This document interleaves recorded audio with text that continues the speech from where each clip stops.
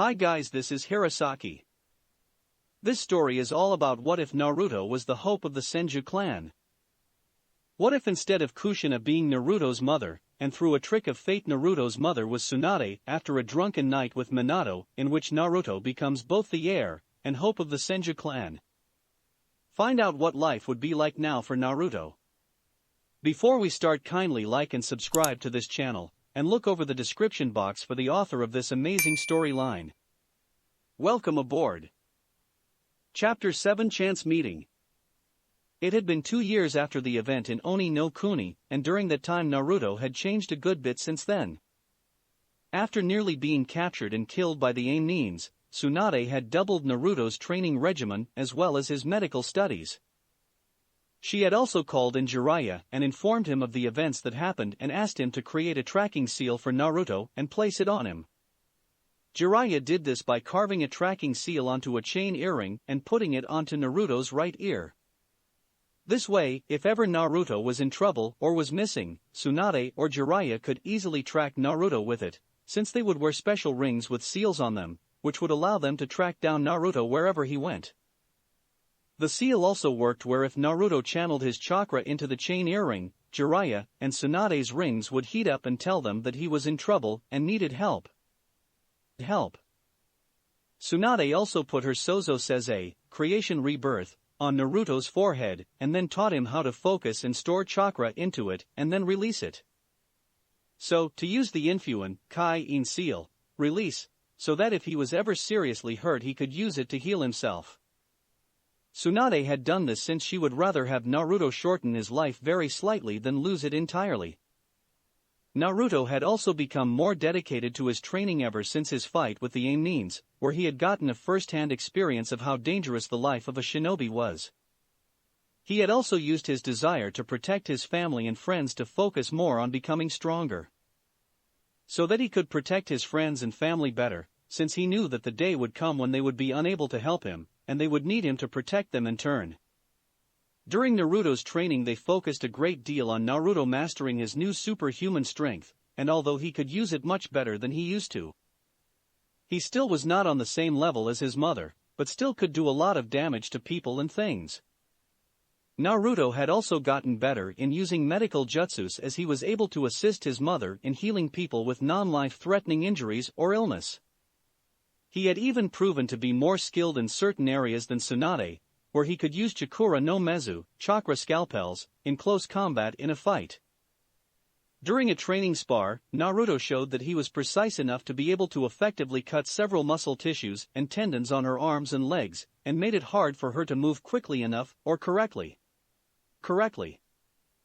Tsunade also trained Naruto in Jinjutsu where he showed to be surprisingly skilled in it where he was able to quickly grasp the concept of Jinjutsu. For example, when Naruto caught Jiraiya trying to peek into the women's hot spring he put Jiraiya in a Jinjutsu so that instead of seeing naked girls Jiraiya would see old naked ladies with loads of wrinkles on their body. Jiraiya's screams of horror could heard all around the town when it happened and caused him to have a cardiac arrest. While at the same time Naruto maniac laughing could also be heard, since over time Naruto had inherited several traits from Tsunade. The first was that he liked to gamble, but wasn't as addicted to it as Tsunade was, and was very good at it.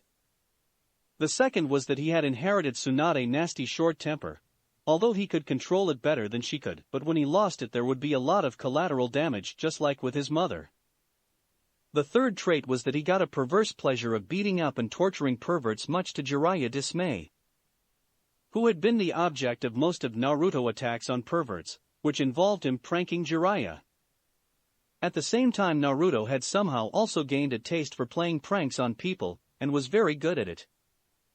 Jiraiya had also trained him in ninjutsu and taught him earth jutsus like Doton, Retsudo Tensho, earth style, tearing earth turning palm, Tsuchi Bunshin no jutsu, earth clone technique, Doton, Shinju Zanshu no jutsu, earth release, double suicide decapitation technique, Doton, Mogirigakur no jutsu, earth style, hiding like a mole technique, and Doton, Dorakageshi, earth style, earth shore return. While he also helped him learn water jutsus like Suitun, Mizurappa, water style, violent water wave, Mizu Bunshin no Jutsu, Water Clone Technique, and Suitun, Suishur no Jutsu, Water Style, Water Drowning Technique. Also, thanks to the Shodai Hokage's necklace which Naruto now wore, his Mokuton skills improved where he could use Mokuton, High Rain, Wood Style, Impaling Roots, 1, as well as Mokuton, Mokushiku, Wood Style, Wooden Tentacles. He even taught himself how to use Moku Bunshin no Jutsu, Wood Style, Wooden Clone Technique, after he learned Mizu Bunshin no Jutsu, Tsuchi Bunshin no Jutsu, as well as Mokuton, Henge, Wood Style, Transformation. Jiraiya also helped Naruto improve his sealing skill where he could easily seal objects and tools into scrolls, as well as use the Shikoku Fuin, finger engraving seal, and a couple other sealing techniques. Also, after the events in Oni no Kuni, Naruto kept in close contact with Cheyenne where they wrote to one another, but after a year Cheyenne stopped writing back to him. When he mentioned it to his mother, she said that maybe Cheyenne was busy in training to be the next shrine maiden with her mother, since it took a lot of hard work and learning to be one and she was too busy to write right now. Naruto accepted the answer since Cheyenne had mentioned to him that her mother was training her to be a shrine maiden, and it was hard work to train to be one, but still he felt concerned as to why she did not reply once to him. A few months later in the middle of a forest in Mori no Kuni, Forest Country. Naruto was currently walking alone in the forest to train. Both Tsunade and Shizune along with Tonton were in the local village treating a few people. He had told his mother that he was going to train in the forest for a short while by himself since he found that sometimes he needed train alone. Tsunade had naturally been concerned when Naruto did this, but Naruto had promised that he would avoid any trouble and keep a low profile and keep from being noticed by anyone. Also, since he still wore his tracking earring, she would know if he was ever in trouble and be able to find him quickly. Naruto wore a pair of gray shinobi pants, black shirt with his great-grandfather's necklace underneath it, and a pair of sandals, and a gray zip jacket over his black shirt. As Naruto trained alone in the forest, he made sure that there was nobody nearby by sending out shadow clones to keep an eye out for anyone that may be coming his way and see him training. Knowing how important that his identity was kept secret until the time was right for his heritage to be announced. Naruto was training hard in taijutsu, since he had realized that he needed a style of fighting that worked well for him, where he could use his speed and naturally agility along with his super strength to their full extent. Although his mother was a skilled fighter in taijutsu, she had no real style, she mainly used her sheer power and strength to overwhelm her opponents. Naruto knew this would not work for him, since he was not his mother, and overwhelming his enemies with brute strength and power would not work for him. He knew there would be enemies out there that could not be defeated with strength and power alone, and so he decided to create his own taijutsu style. Since he didn't really have a taijutsu teacher to train him since neither his mother, Shizune, or Jiraiya were taijutsu experts in any real style that he could use. For the past year Naruto was trying to create a fighting style that was agile, fast-moving and hard-hitting where he would use not only his fists and feet, but also his elbows and knees. He would use fast-moving hits, jabs and kicks to confuse his opponents and keep them off balance, and at the same time use his natural agility to dodge or avoid his opponent's attacks. He would also use variations of powerful knee strikes, elbow strikes, punches and kicks with his super strength to break or crush different parts of his opponent's bones with a single hit. Thanks to his medical training from Shizune, Naruto knew what parts of the body were sensitive to hits and what parts of the body could cause the most pain to a person. He even trained himself to use several different locks on people that would cause even more pain to them and keep hold of them. Although Naruto had made good progress in developing and creating his new style of fighting, he knew that he was still a long way away from fully developing it. After a few hours Naruto had decided that he head back to his family temporary home and make some lunch. As he traveled, he soon felt 2 very powerful chakra signatures and 3 minor ones coming not far from where he was. Judging by how strong they were, Naruto figured they were shinobi since they were too high to be 2 ordinary people. Not recognizing them, Naruto decided to go investigate them and see who they were. After about 10 minutes, Naruto finally came up to where he felt the chakra signatures. The people he felt were camped in a small clearing with a fire pit in the middle and several sleeping bags around it. The 5 people he had sensed were in the clearing. 4 of them were kids who looked to be about his age, if not slightly older. 3 of the kids were girls while the other was a boy. The 5th person was a large dark-skinned man who he saw talking to the kids. When Naruto saw the group, his thoughts on them being shinobi was confirmed by the way they were dressed. One of the girls was the same dark skin color as the older man. She had dark red hair that reached down to her shoulder blades, and with a bandana on her head. She had golden eyes with small round golden earrings. She wore a gray top, a long black skirt with black shinobi pants underneath it and sandals. She also hands a long katana on her back. Another girl was pale skin and had short blonde hair just around her chin. She had blue eyes and wore a short revealing skirt with a gray shirt, and a slight midriff showing that she wore a fishnet shirt underneath it. Her appearance also showed she was already at the stage where her breasts were developing well and her body was also starting to become curvy, showing that in a couple of years' time the girl would be a real knockout. Also, like the red-haired girl, the blonde girl had a long katana on her back. The 3rd girl had long blonde hair that was tied up in a ponytail that reached down her back. She had dark eyes that were cat-like shaped and was almost as curvy as the other blonde girl and was only starting to develop. She wore gray shinobi pants with a black short-sleeve top with fishnet shirt underneath it and wore black fingerless gloves and gray sandals with leg guards. Like the other 2 girls, she also carried a long katana on her back. The boy was dark-skinned with spiky white hair. He had a gray baggy hoodie with black shinobi pants and sandals, and also wore fingerless red teku. Naruto also saw him sucking on a lollipop. Like the girls, the boy also carried a long katana on her back. The dark-skinned man, who was clearly the kid sensei, possessed a muscular build, as well as white hair and beard. On his right shoulder, he had a tattoo that says iron, and on his left cheek, he had a tattoo of a bull's horn. He wore oval-shaped sunglasses and a white-colored forehead protector.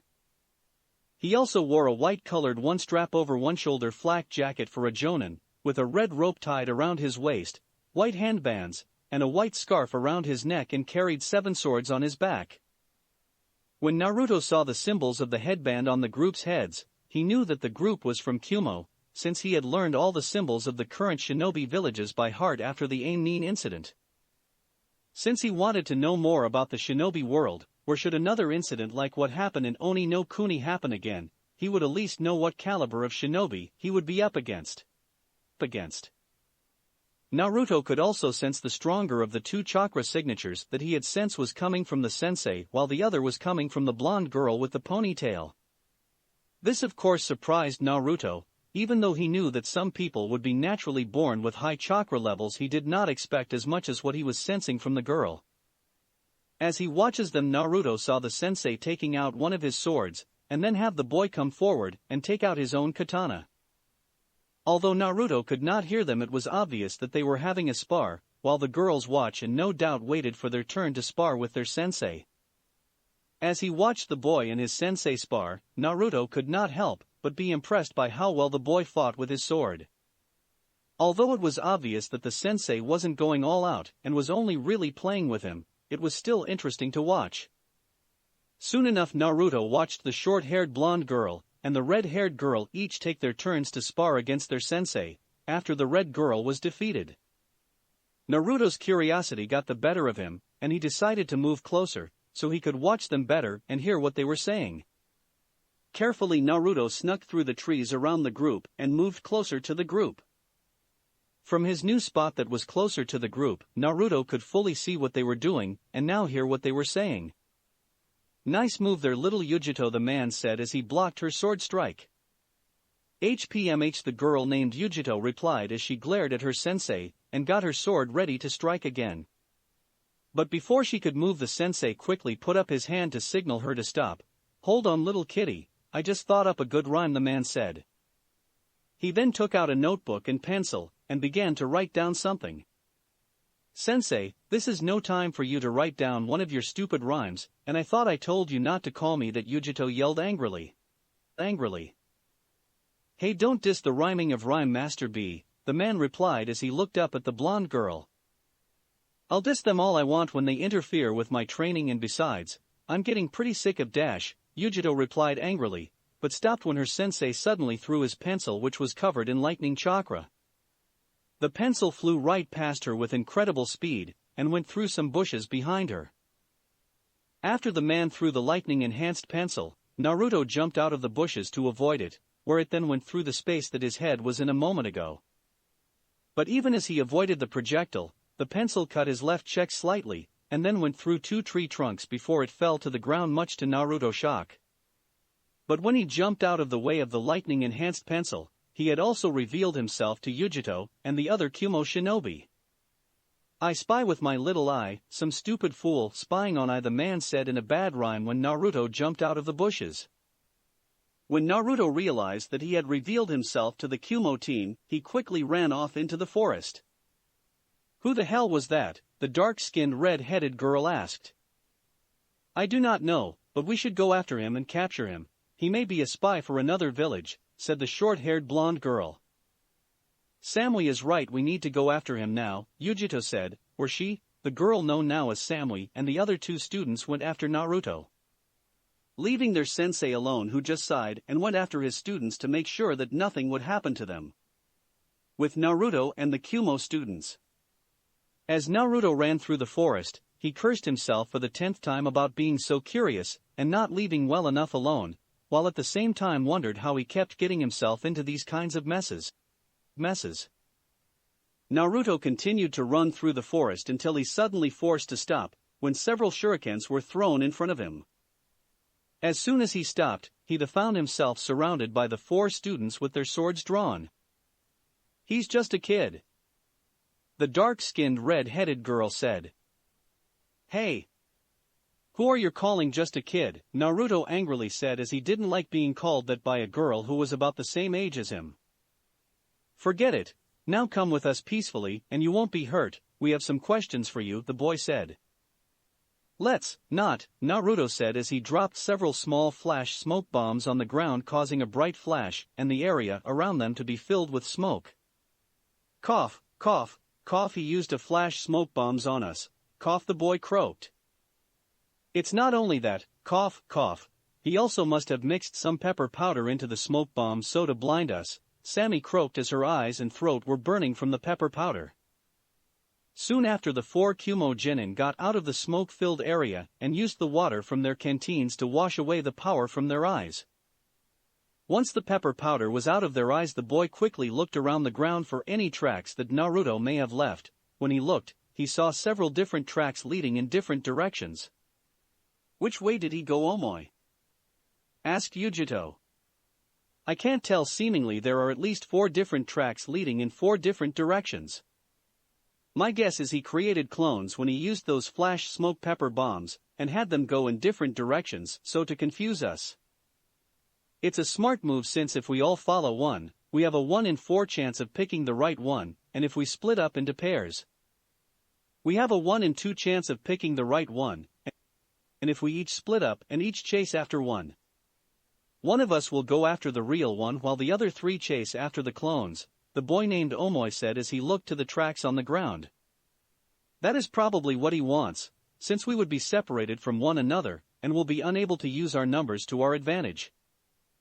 Since the one who picks him would have to fight him by themselves, without the rest of us to help, Samui answered. We have no other choice, we can't let him get away, he's clearly a shinobi as he has the training, Yujito replied. So, who goes where? The red-haired girl asked. Samui, you go follow the one that's gone west. Omoi, you go follow the one that's headed north. Karui, you go follow the one that's heading northwest. I'll follow the one that's going east, Yujito said, where the rest of her team nodded and went after their target. With Karui. After about 15 minutes of tracking her target, Karui soon caught sight of her target. As she chased after him, she heard Yujito on the radio. Cat to fiery red, sucker and cold blonde, come in guys, over. I'm here, over, Omoi replied over the radio. Cold blonde here, go ahead cat, over, Samui replied over the radio. Fiery red here, over, Karui answered. I've just taken care of the one that I was following. He was a clone, but was not like any kind of clone I've seen before. When I destroyed him, it didn't turn into mud, water or lightning, yet he was solid, Yujito said. That troubling, maybe he knows some kind of new super cloning technique that we haven't heard of. Maybe we should fall back, this guy could be a powerful shinobi that is as strong as sensei, Omoi replied. Don't be an idiot sucker, no one is stronger than sensei, not even the Raikage, and besides he's just a kid, we can take him, besides I see my target now, Karui said.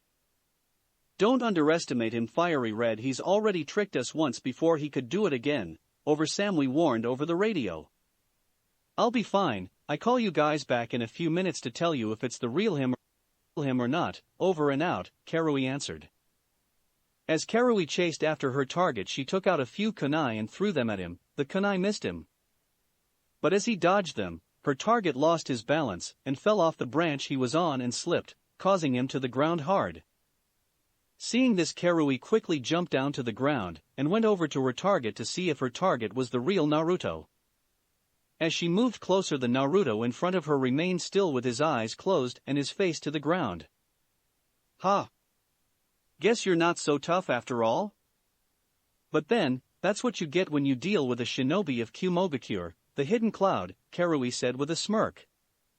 Karui was so confident of herself that when she walked over to him to see if he was the real Naruto or not, she failed to notice the fresh pile of green leaves on the ground near her target and stood on them, activating a rope snare that would have pulled her up to a tree. Fortunately for Karui, she was able to react quickly and flip backwards to avoid the trap. But once she landed, she found that she had landed on a trip wire that activated another trap where two large tree logs came out of the tree line on her left and right sides and were about to collide into her. Acting quickly, Karui narrowly dodged the tree logs by rolling forward when they collided with one another. Unfortunately, when Karui rolled forward, she rolled over another trip wire that activated another trap, where a steel wire net that was hidden under a Jinjutsu sprung from underneath her and lifted her up into the trees. As she hung from a tree in the net, Karui struggled to get free, but the net was too strong for her to break. She then went to try and cut herself free from the net with a kunai, but when she went to her pouch, she couldn't find it. She then looked around for it and saw it on the ground below her. It was then that Naruto stood up and went over and picked up her pouch, and then looked up to her with a cheeky smirk that infuriated her. First rule of being a shinobi: never let your opponent get the drop on you, Naruto said with a smirk, and then walked away. But not before turning around again and thanking Karui for the extra gear, after which he ran into the tree line, where he could hear Karui's screams of anger and rage, swearing she would kill him. Once Karui calmed down a little, she quickly got onto her radio. Fiery Red to Cat, Cold Blonde and Sucker, over Karui spoke. Cat here, go ahead, Fiery Red, Yujito replied. I hear you, Fiery Red, Omoi answered. Cold Blonde here, what is it, Fiery Red? Was your target the real one? Samui asked. Yeah, I'm pretty certain that my target was him, but he got away, Karui replied angrily. How? Asked Yujito. He tricked me and caught me in a trap, Karui answered angrily as she was humiliated at being tricked so easily. We told you not to underestimate him, but you didn't listen to us, Omoi said over the radio. Shut up, you idiot, Karui shouted furiously as she was red with humiliation and anger. I'm the idiot? I wasn't the one that got tricked and is now trapped somewhere, Omoi replied calmly. Before Karui could respond, Yujito suddenly shouted into the radio. Both of you shut up, this isn't the time for your petty bickering. Cat is right, we need to capture him, Fiery Red. Which direction did he go? Over, Samui asked. He's still heading northwest, over, Karui replied. Right then, Sucker, Cold Blonde, both of you head in his direction and try and head him off and capture him. I'll try and catch up with you as soon as possible. Fiery Red. Once we have captured him, we'll come back and free you, so hang tight, over, Yujito said. Roger, Samui said. Roger, Omoi replied. Roger, Karui grumbled as there was little she could do other than hang when in the net. Once she finished talking, she tried to make herself as comfortable as possible until her teammates came to help her. As she did, she muttered several different painful things that she would do to a certain blonde-haired boy when she saw him again. With Naruto. As Naruto ran through the forest, he could not help but be pleased with himself. He had taken care of the Kumo genin chasing after him, while the other two were still chasing his shadow clones, and even though the fourth member had taken out the clone she was chasing, she was still too far away to catch up to him. Just when Naruto thought he was in the clear, his mother's training came into effect where his senses warned him of danger. The next second Naruto was hit in the back by a dozen or so shuriken that had been thrown by Omoi a few meters behind him. But just after the shuriken hit him, Naruto turned into a wooden log. When Omoi saw this, he frowned, since he knew Naruto had used a Kawarini no Jutsu, body replacement technique, to replace himself with a wooden log. He also knew that he had now lost the advantage as he had given away his position, while Naruto was now somewhere hidden in the trees. Realizing that he was now at a disadvantage, Omoi drew his katana and cautiously moved through the trees, looking for the blonde, while at the same time keeping his guard up. As he looked around, his shinobi senses quickly kicked in, as he quickly spun around and deflected several shuriken that were thrown from behind him. Before Omoi could retaliate, he suddenly saw Naruto appear to his left with his kunai in hand leaping towards him. Seeing Naruto, Omoi quickly brought up his katana and blocked the attack. He then pushed Naruto back, making him lose his balance. Taking advantage of this, Omoi then slashed at Naruto with his katana. As soon as Omoi slashed Naruto with his katana, Naruto puffed into smoke, revealing it to be a shadow clone. What the? Thought Omoi when the clone exploded, but before he could fully realize what had happened, several small spherical objects fell from above and exploded, releasing a sleeping gas and knocking out Omoi. Before he fell asleep, Omoi looked up and saw the real Naruto standing from a tree branch above him. Realizing what had happened, and that it was already too late to do anything, Omoi could only think of one word: damn. When Omoi lost consciousness, he fell off the tree branch he was on, but before he hit the ground, Naruto jumped off the branch he was on and caught the Kumo genin. Since all he wanted to do was get away, didn't want to hurt anyone. Once he laid Omoi on the ground, he then ran off in case the others showed up. As he made his way through the forest, Naruto silently thanked his mother for teaching him to make sleeping gas bombs as well as the sleep gas itself, since it had come in quite handy for taking Omoi out without hurting him. Unfortunately, Naruto did not get very far. His danger sense kicked in again, where he had to duck several kuna thrown at him from his left-hand side.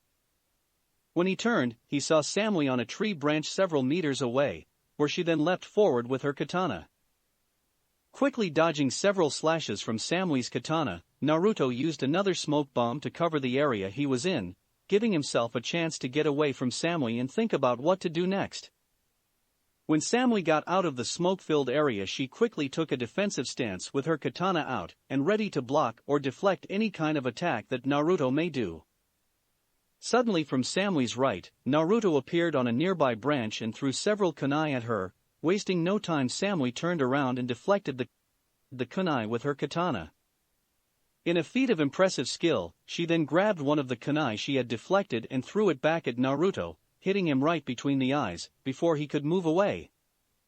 When Naruto was hit by the kunai, he exploded into a puff of smoke, revealing that the Naruto she had been fighting with was a clone. Using the clone as a distraction, the real Naruto moved around Samui and attempted sneak up on her and take her out quickly. Unfortunately, though, for Naruto, after destroying the clone, Samui had realized what he was doing and twirled around to face him and slashed at her fellow blonde with her katana. Luckily, Naruto was able to avoid her slash, but was forced on the defensive. Saw Samui chased after him. As Samui chased after Naruto, the blonde boy quickly found himself having to put a good deal more effort into his dodging Samui's attack, since he knew that if he didn't, the blonde girl would skewer him or cut up into little pieces.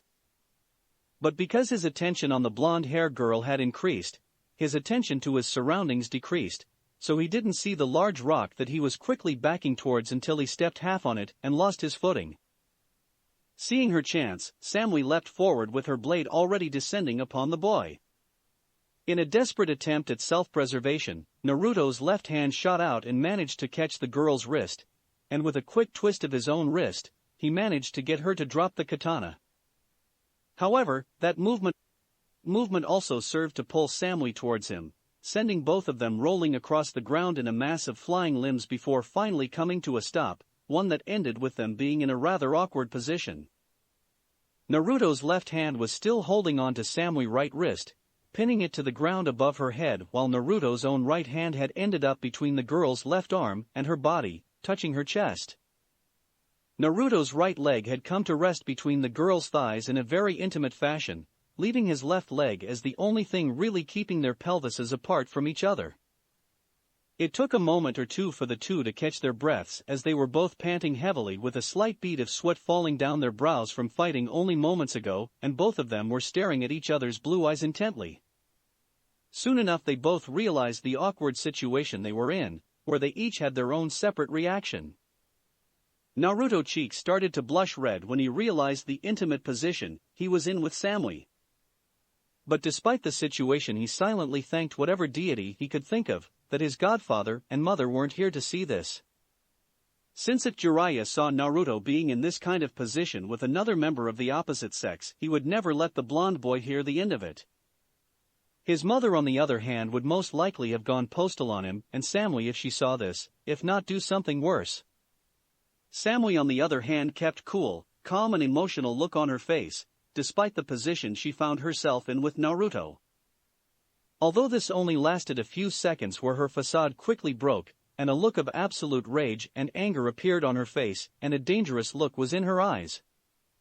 A look that Naruto was very familiar with from the many times he had seen it on his mother when Jiraiya said or did something perverted, which would result in her beating him into next week for it. It was then that Samui completely lost her cool and screamed, "You pervert!" She then kicked Naruto off her, who flipped backwards as she kicked him, so that he would land of his feet.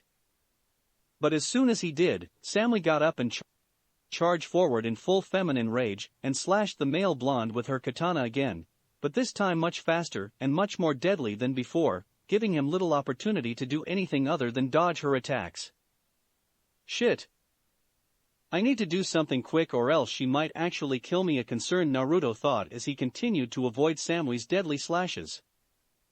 As Naruto ducked one of Samui's slashes, he kicked away her legs, causing her to fall on her back, which gave Naruto a chance to jump away. He then rolled up his jacket sleeve to reveal a Senbon launcher on his arm that Shizune, and gave him the cried-out Shikama Shinden, prepared needle shot, firing 5 Senbon needles at once at Samui. The needles were loaded with a toxin that Shizune taught Naruto to make that would paralyze his target and then knock them out a few minutes later.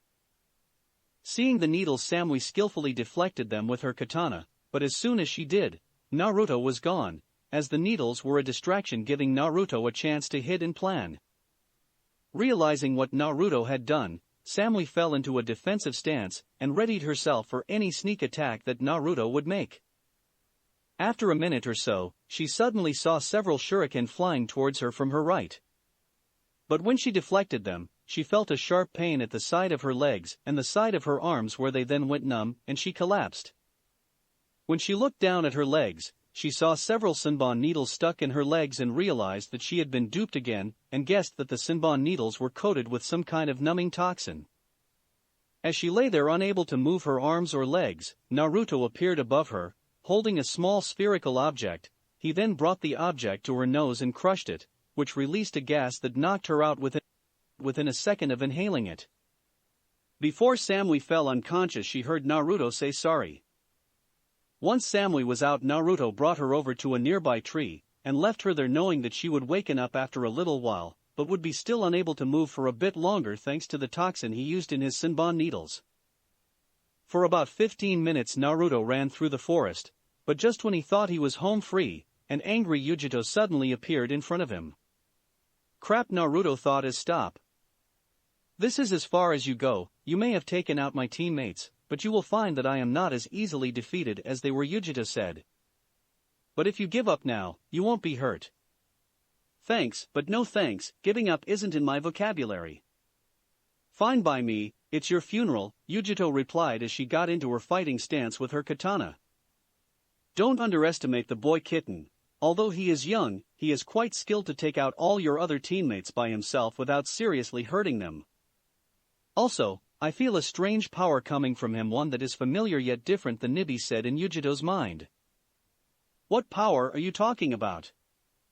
There's nothing special about him, he's just a kid from some enemy village, Yujito replied in her mind. As I said, I'm not really sure. All that I know is that as I look at this boy through your mind, I sense a strange yet familiar power coming from him, one that I have not felt in many years, the Nibi answered. Then what is this power you're feeling, Yujito asked. I do not know, the power is just familiar in a way, yet at the same time it is different. I can't explain it, and I can't remember where I felt this kind of power before. All I know for certain is that it was long ago, answered Nibi. Well, that's great, Nibi. Thanks for nothing, Yujito said with a scowl, as the Nibi's advice was useless if she didn't know what she was up against.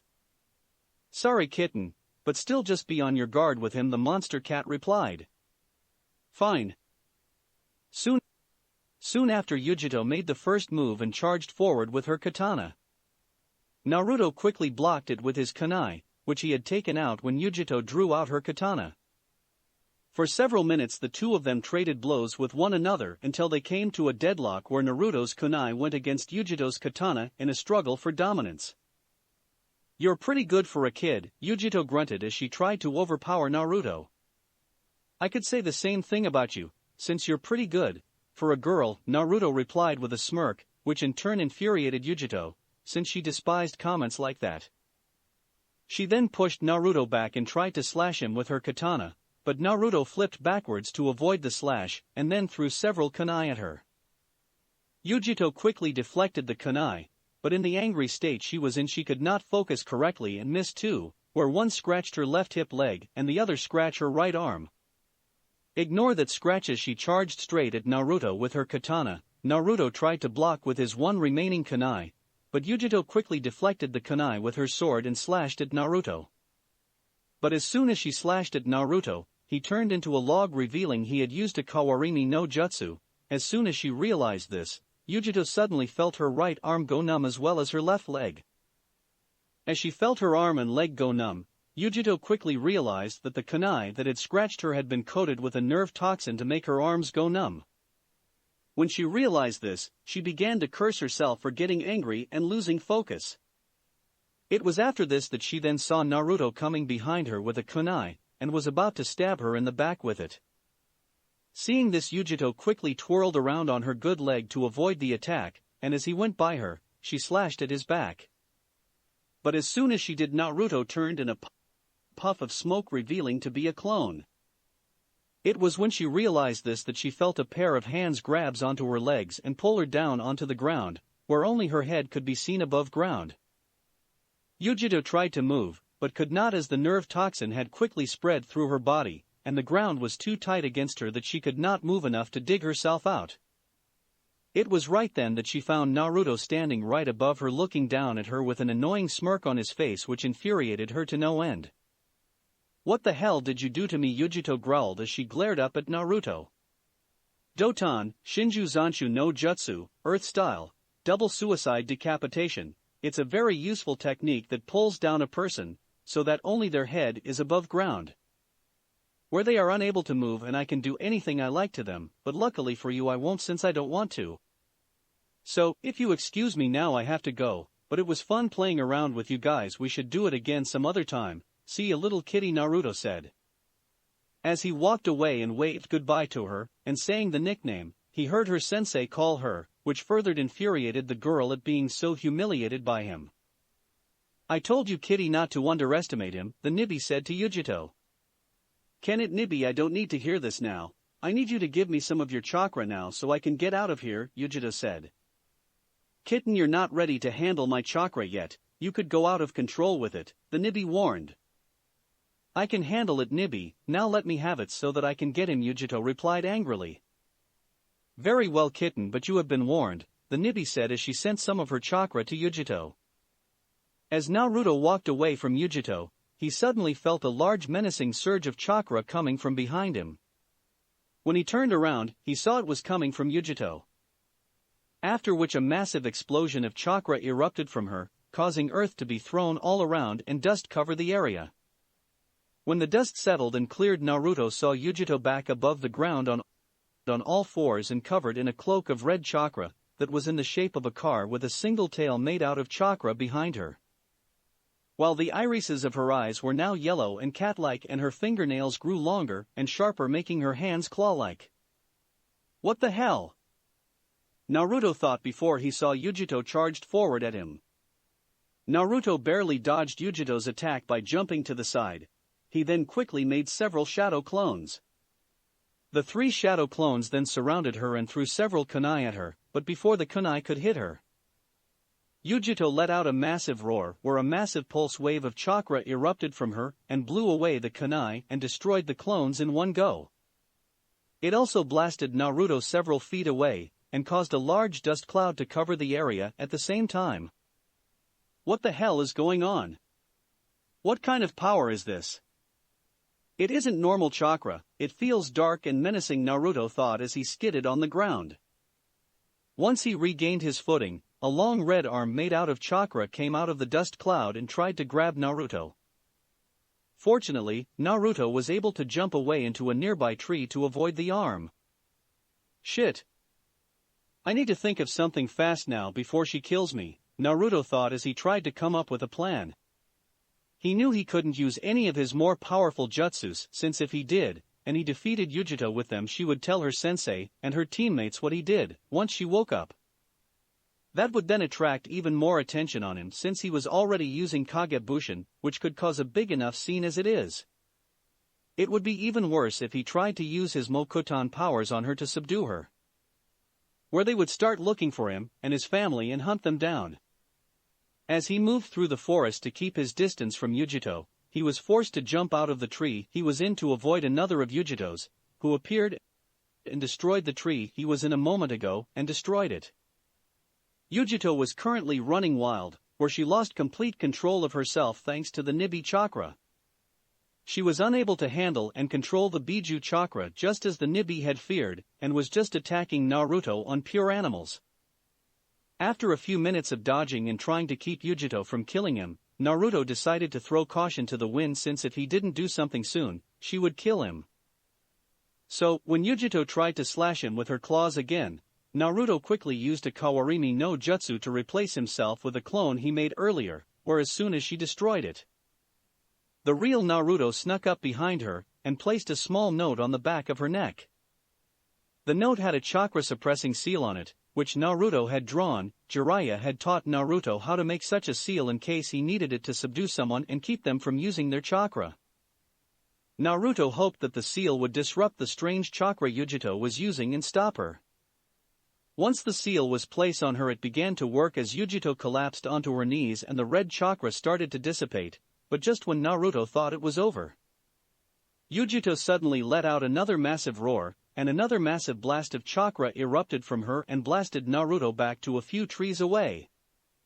Once the blast ended, Naruto saw Yujito back on all fours again, and with the cat-shaped cloak of chakra around her again. When Naruto saw this, he knew his seal had failed as Yujito's strange chakra was too strong and potent to be suppressed by his seal. When Yujito locked eyes on Naruto, she let out another large roar and charged at him. Knowing he had to move, Naruto quickly jumped away and started to run again, trying to think of a new plan to deal with Yujito. For the next 2 minutes Naruto jumped from treetop to treetop to avoiding each of Yujito's attacks. It was just when Yujito had destroyed her 12th tree, she found herself surrounded by a dozen Narutos on all sides who attacked her. It of course didn't take her long to deal with the clones, and once she had destroyed all of them, she began to search for the real Naruto and found him within a few seconds, not far from where she was. She then charged forward at him at breakneck speed, but just as she was a few feet away from him, four trees that surrounded her blew up with her in the middle of it. What Yujito had not known was that as she was battling the Naruto clones, Naruto had used Fubako Hajin, sealed bomb square release, technique, where he planted 4 exploding notes on 4 trees, and then lured Yujito to where he wanted her to go, by allowing her to see him. So that as soon as she entered the area with the notes around it and tried to leave it, the notes exploded, destroying everything in between the four trees. Once the smoke cleared from the explosion, Naruto saw the remains of the trees all over the area. When Naruto saw the tree trunks all over the area and could not see Yujito, he was about to go over and move the trees to find her, fearing that he might have killed her.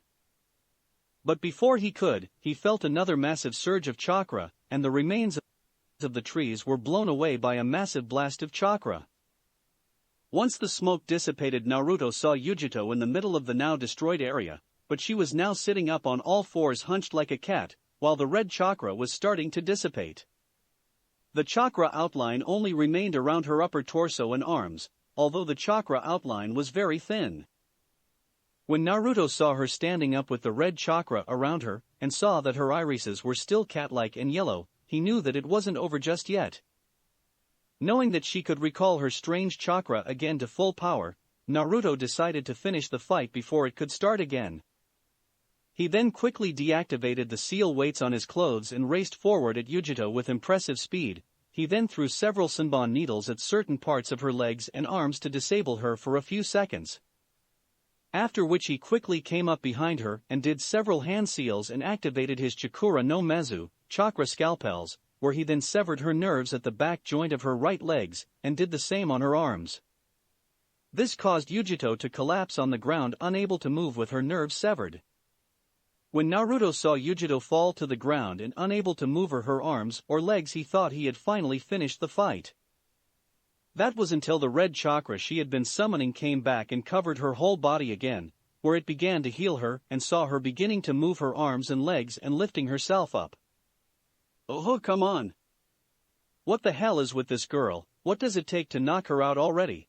She just doesn't give up, annoyed Naruto thought. As he was tired, sore, bruised, and his clothes were torn up and filthy. Quickly bending down to Yujito, who was now only just starting to get up, Naruto gave her a quick hard chop to the neck and knocked her out cold, before she could even fully call on her strange power. Once he was certain that Yujito was finally out cold, Naruto let out a tired sigh. Damn, I didn't think she'd be this hard to beat. He then picked Yujito up and checked her for any serious injuries. Fortunately there were none, since the red chakra cloak seemingly protected her from any real harm. When he had finished checking Yujito over, Naruto could not help but notice that Yujito was quite cute as she slept, or knocked if you wanted to get technical. But as soon as that thought entered his mind, Naruto quickly brushed that thought away, fearing that his godfather's influence was starting to take an effect on him, and he was becoming a pervert like him.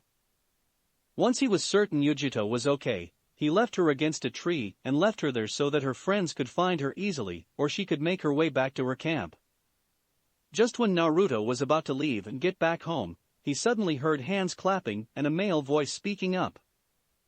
That was a one-beat bottoming kick-ass, but kicking of a show little squirt. I gotta say you got some moves, but still you're no match for the master of rhymes. The king of slam, the bring down of beatdown, the melody sir. Lord Eight Tails, Killer Bee, oh yeah. It was then that Naruto turned around and saw Kumo Genin sensei standing up on a nearby branch and seemingly watching his and Yujito's fight.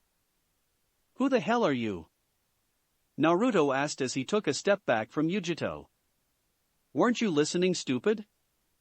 I float like a butterfly and sting like a bee. I'm Killer Bee, the eight-tailed beast, yo.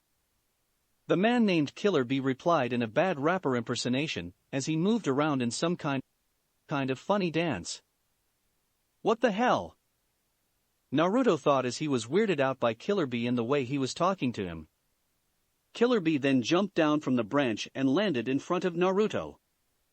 But as dazzled and as zam as I am, I can't just let you spilt and go after you owned all my students. Shit. What I'm going to do?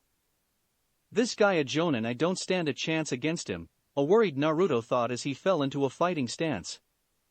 He knew that his only chance was to fight, and then make a break for it, and even if he couldn't get away, he was at least not going down without a fight.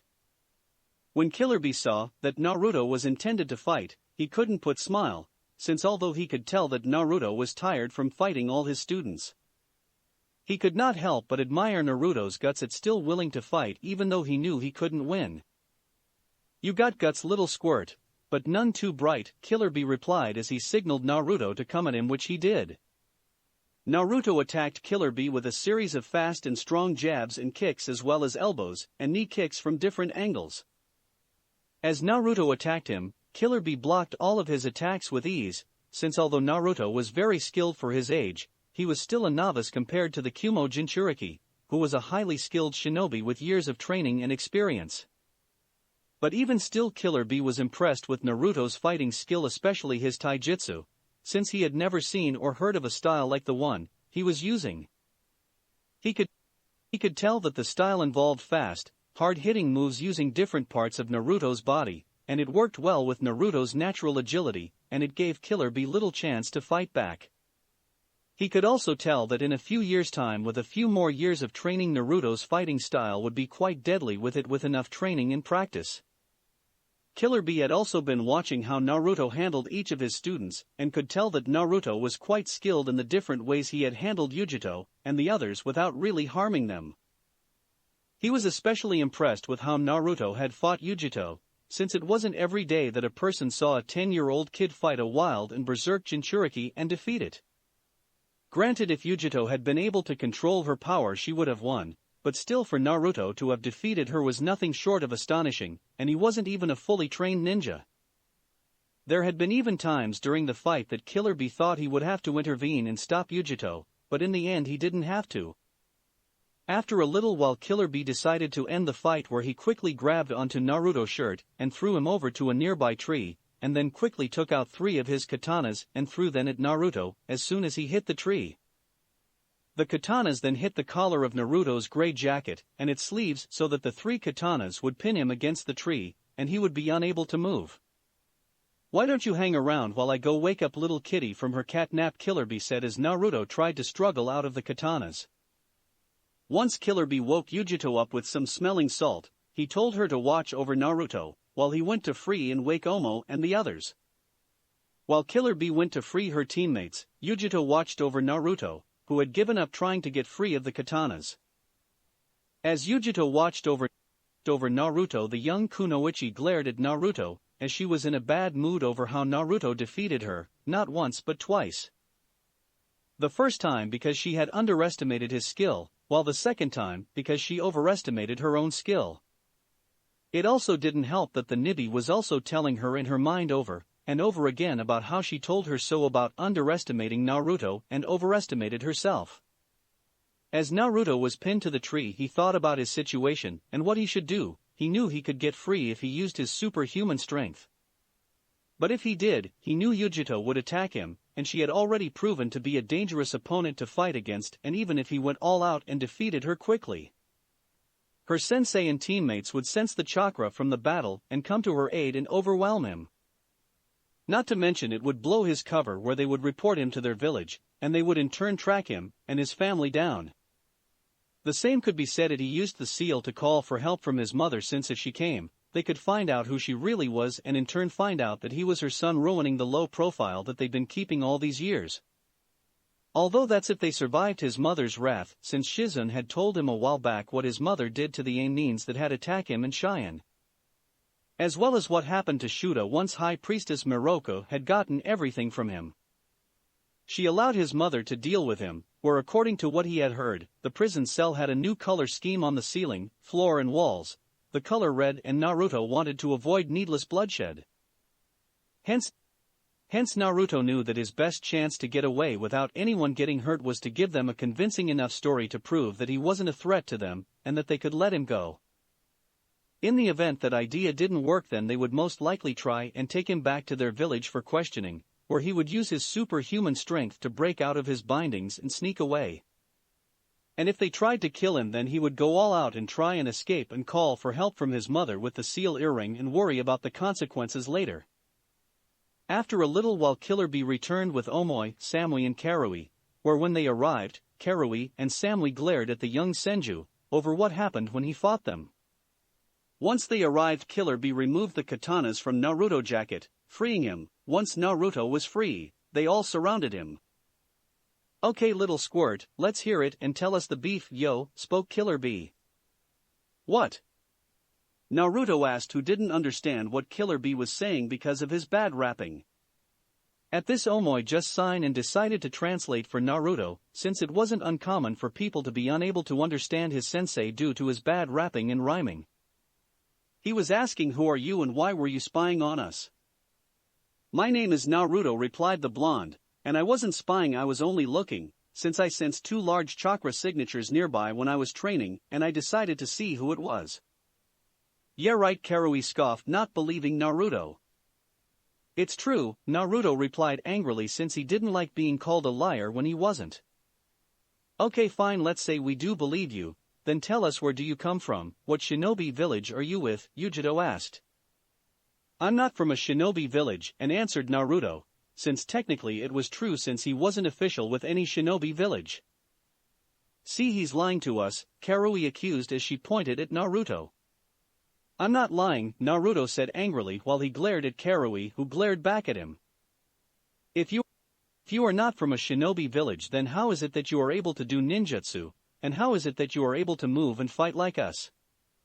The only way you could, is if you had shinobi training like us, Samui said with a neutral face. Ha, try and get out of that one, Karui thought with a triumphant smirk. That's because my mother used to be a shinobi, but retired and left her village after I was born and trained my Wani-san and me, when we were old enough to be trained in the shinobi arts, Naruto answered, since even though it was a lie it was also half true. And who's your mom's? Killer Bee asked. She the local healer here, my Kaa-chan along with my Wani-san and me as well as our pet pig Tonton go with her as she travels around healing people, Naruto answered. Oh, come on, you don't believe him, do you? Karui said in disbelief as she didn't believe a word Naruto was saying.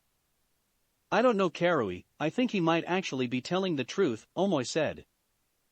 Since when I was getting supplies from the local town, I heard some of the local villagers talking about a female healer that arrived in the village 2 months ago. As well as how she traveled around with her family, a young girl in her mid-20s, a young boy that actually kinds of fits Naruto's description. I also heard that she had a pet pig. I even saw the healer and her daughter distance when she was healing a woman. You can't be serious, they could all be spies sent to either kill us or spy on us. Karui cried in disbelief that her teammates and her sensei were believing Naruto's story. If they were sent to kill us, then why did they just send Naruto? Omoi asked. He could have been a scout to watch us and the report back to them later, Karui replied. Then how did they know we would come here? Since they've been here for 2 months, before Sensei even planned to take us on a training trip, Omoi replied. Karui of course had no answer to that since there was no way they could have known they would come here. Fine then, but that still doesn't mean he isn't some enemy shinobi, he could be just using a ruse to throw us off, Karui retorted, trying to find reason to prove that Naruto was an enemy and needed to be dealt with. At this, Omoi just sighed and said, weren't you listening? I told you I heard that she had a son whose description matches Naruto's, but if you want proof, fine. Omoi then turned to Naruto and asked him to describe them to them, which he did perfectly, 3, which caused Karui to scowl angrily when Omoi confirmed Naruto's description. Very well then, if it is true that your mother is a traveling healer, then tell us, what village did she come from? Samui asked, as like Karui she wasn't fully convinced by Naruto's story. Since I find it strange that any shinobi village would allow one of their shinobi to simply retire and leave with her family. This caused Karui to smile at having some support and believing that she had Naruto caught now. My mother came from Yugakure no Sato, village hidden in hot water, since the village has disarmed itself several years ago to become a hot spring resort, and they don't need or want any ninjas anymore. When that happened, my mother left the village since she used to be a medic nin and her skill weren't really needed there anymore. So, she decided to travel around offering her skill to people. Naruto lied. When Karui heard this, she scowls, believing that Naruto had just slipped out of that one, which was true. At the same time, Naruto silently congratulated himself on thinking up such a good and believable story on the spot, since he had remembered when he studied the different shinobi villages. That a few years back, not too long after the end of the Third Shinobi World War, Yugakure began to disarm itself as a shinobi village and became a hot spring resort thanks to the large number of hot springs there. The story was so believable that Killer Bee and even Samui and Omoi believed it since they knew all about Yugakure, and how it wasn't really a shinobi village anymore, so it would make sense for its remaining shinobi to leave it and search new employment. Fine then, if you are really the son of a former medic nin, then she must have taught you some medical ninjutsu, Yujito said. Yes, she did.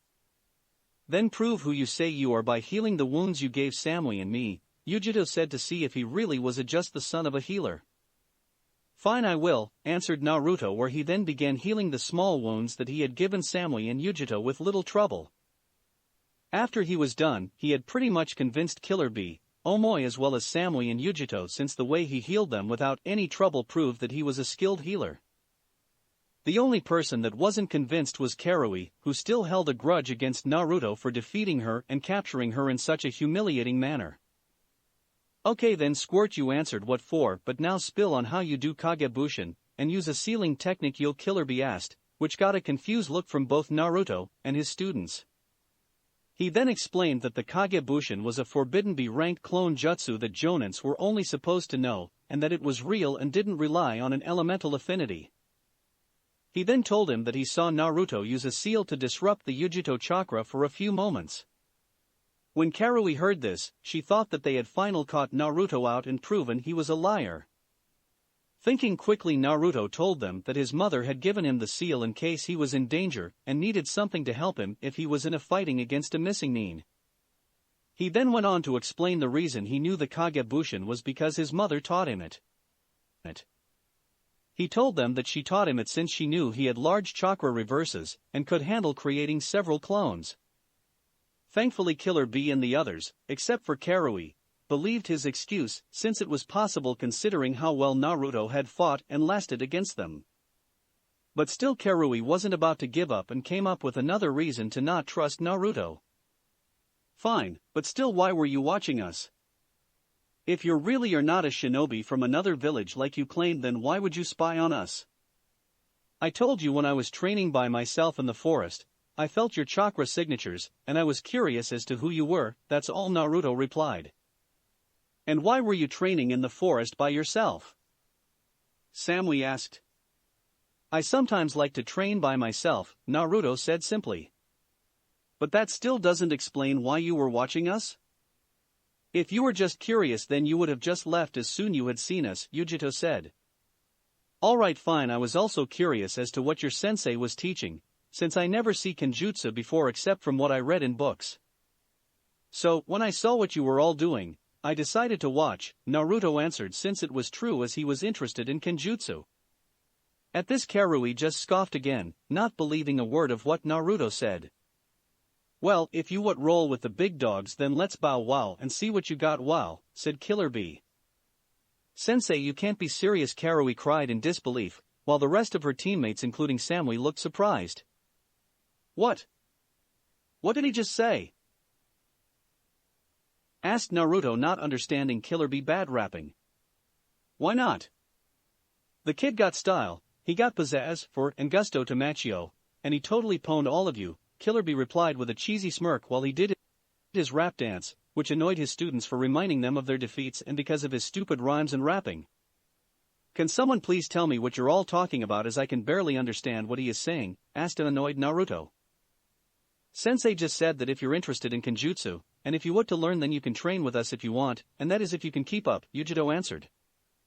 Who could still not believe that her sensei was allowing a boy whom they had just met and knew little to nothing about to train with them? Sensei, you can be serious?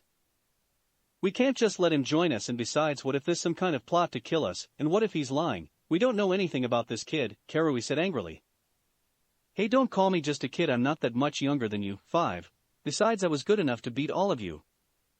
Also, I wasn't the one who was left hanging up in a tree in a net like a sack of potatoes, Naruto said, and smirked when he saw Karui's face turns red from anger and humiliation when she reminded how Naruto defeated her. That still doesn't say you're not lying or trying to trick us, Karui accused. Before Naruto could respond, Killer Bee interrupted him. The squirt doesn't lie, he's not the type. His eyes don't lie, and I like his face. Ha! Said Naruto, as he wasn't sure if Killer Bee was complimenting him or not. He said that he believes you, and that you have a trusting face, and that you don't seem the type to lie or do something behind another person's back, and he kinds of like you, Omoy translated for the blonde boy. Oh, thanks. Oh, alrighty then, let's get this party started and get down to the beatdown, said Killer Bee. I'm guessing he's saying that we can start training now, right? Naruto guessed where he got a nod from Omoy and the others. Come on you slow pokes, you're slower than Post, Killer Bee cried as he told them to hurry up. Does he always talk like that? Naruto asked, to which Omoy and the girls all nodded sadly, where they all followed after Killer Bee to train. For the next 2 weeks Naruto trained with the Kumo Genin under Killer Bee, where he would leave his house in the early morning to go into the forest, telling his mother and Shizune that he was going off to train by himself in the forest. Neither Tsunade nor Shizune knew that Naruto was secretly training with a group of shinobi from Kumo, since he knew that if his mother or Shizune knew about this, they would freak out and forbid him from seeing them, and he wouldn't be able to train with them. During those 2 weeks Naruto got to know the others better. He found Killer Bee to be a funny enough person, although he did find him weird with always trying to rap and rhyme, and do it badly. He also learned that Killer Bee demanded respect from his students and others, where he told Naruto to call him either Jinchuriki-sama or Hachibi-sama. It was then that Naruto learned that both Killer Bee and Yujito were Jinchurikis. He learned this since Killer Bee made no secret that he had the Hachibi no Kyogyu, the 8-tailed ox, seal inside him, and Naruto figured out that Yujito was one since it explained the weird chakra he saw her fight with. Yujito and the other were of course surprised when Naruto asked her if she was one, where he told them how he realized it, which of course impressed Omoy and the others at how Naruto was able to figure it out. After which they then told Naruto that Yujito had the Nibi no Bakaniko, 2-tailed monster cat, inside her. Naruto also became good friends with Omoy, where they found that they had a good bit in common. Since for example both of them were nearly always surrounded by girls. Naruto was nearly always with his mother, Shizune and Tonton, Girl Pig, while Omoy was nearly always with Yujito, Samui and Karui. Hence it was nice for both of them to have some male companionship around their own age. Despite their rocky start, Naruto and Yujito got along okay, and developed a sort or rivalry, and respected one another. They would often spar against one another in taijutsu, where Naruto usually won thanks to his advanced training with his mother, and in kenjutsu, where Yujito always won since Naruto was only learning. When Naruto asked Omoy why Yujito was always challenging him to spar against her, Omoy explained to him that Yujito was the strongest genin in their village. She was top of their class in nearly everything, where the only other genin that could rival her was Samui, who was the second best genin, but no one could actually beat her in a fight. So, in Yujito's mind, Naruto is the only person she deems worthy of being her rival, and the only person around her own age group that can challenge her, and who she wants to beat in a fair fight. When Naruto heard this, he could only sigh and think about another fine mess he got himself into. Although he had to admit it could have been worse. She could have been some weird girl or guy with bushy eyebrows and wearing a spandex suit and shouting at the top of his or her voice all the time. The only person on the team that he seemingly couldn't get along with was Karui, as she still held a grudge against Naruto for beating her and hanging her up a tree, where she had to be rescued by her sensei. It also didn't help the fact that she was often remained of her defeat and humiliation by both her sensei and her teammates. As well as the fact that she did not trust Naruto, as she still thought he was a spy or an enemy shinobi. But for the most part she mainly ignored Naruto, and only acknowledged him when she had to. Although she still kept a close eye on him in case he would try anything, and so that she would be ready for it if he did. Finally, then there was Samui, where despite the awkward position that she and Naruto ended up together, the blonde boy had no problem with her, as she basically treated him coldly, like everyone else, but neutrally, as if the incident never happened. At least until when Samui had asked Naruto for help in bringing water back to the camp from a nearby stream. When they went to the stream, Samui had suddenly stopped and turned around to face Naruto and comforted him about what had happened. Samui then proceeded to tell Naruto that she was willing to ignore the incident between them, as well as forget that it ever happened if Naruto was willing. Naturally, Naruto was more than willing, although there were times when he found it hard to forget it, especially whenever he saw Samui, and had to fight the urge to blush red when he thought of it. Once they both agreed to forget the incident, Samui also then told him that should he ever mention the incident to anyone she would castrate him with a dull and rusty kunai and do several other things that would result in Naruto having a very slow and painful death. Once she had finished telling what she would do to him, Naruto could not help but start to sweat a little and gulp as well as fight the urge to cover himself, where he nodded his head several times very quickly telling her that he understood perfectly. Unfortunately, as they were having their private conversation, Omoi had been nearby gathering wood for the campfire, where he had heard the whole conversation as well as the incident between Naruto and Samui. Once they left, he quickly raced back the camp and told his sensei and the other girls what had happened between Naruto and Samui. When the two got back, they were comforted with a screaming Karui, who was accusing them of being intimate, while Yujito just stood back and looked at them with a raised eyebrow, not knowing how to react to the whole situation. While Killer Bee stood back with Omoi chuckling away and singing bad rhymes about young love blossoming between Naruto and Samui, while Omoi just smirked and enjoyed the show and helped to tease the two. He also even congratulated Naruto on being the only boy to ever cope a feel of Samui and survive, as many boys had tried to back at Kumo and all failed with very bad results, since Samui was Kumo's proverbial ice queen due to her cold appearance and attitude. Naruto had tried to explain exactly what had happened and deny that there was anything between him and Samui. But they ignored his explanation, where Killer Bee and Omoi continued to tease them, while Karui continued to shout at them. This continued until Samui finally had enough, as she had remained calm and emotionless during the whole event. She then quickly told Karui to shut up with a sharp and cold tone of voice, which silenced the dark-skinned girl Karui.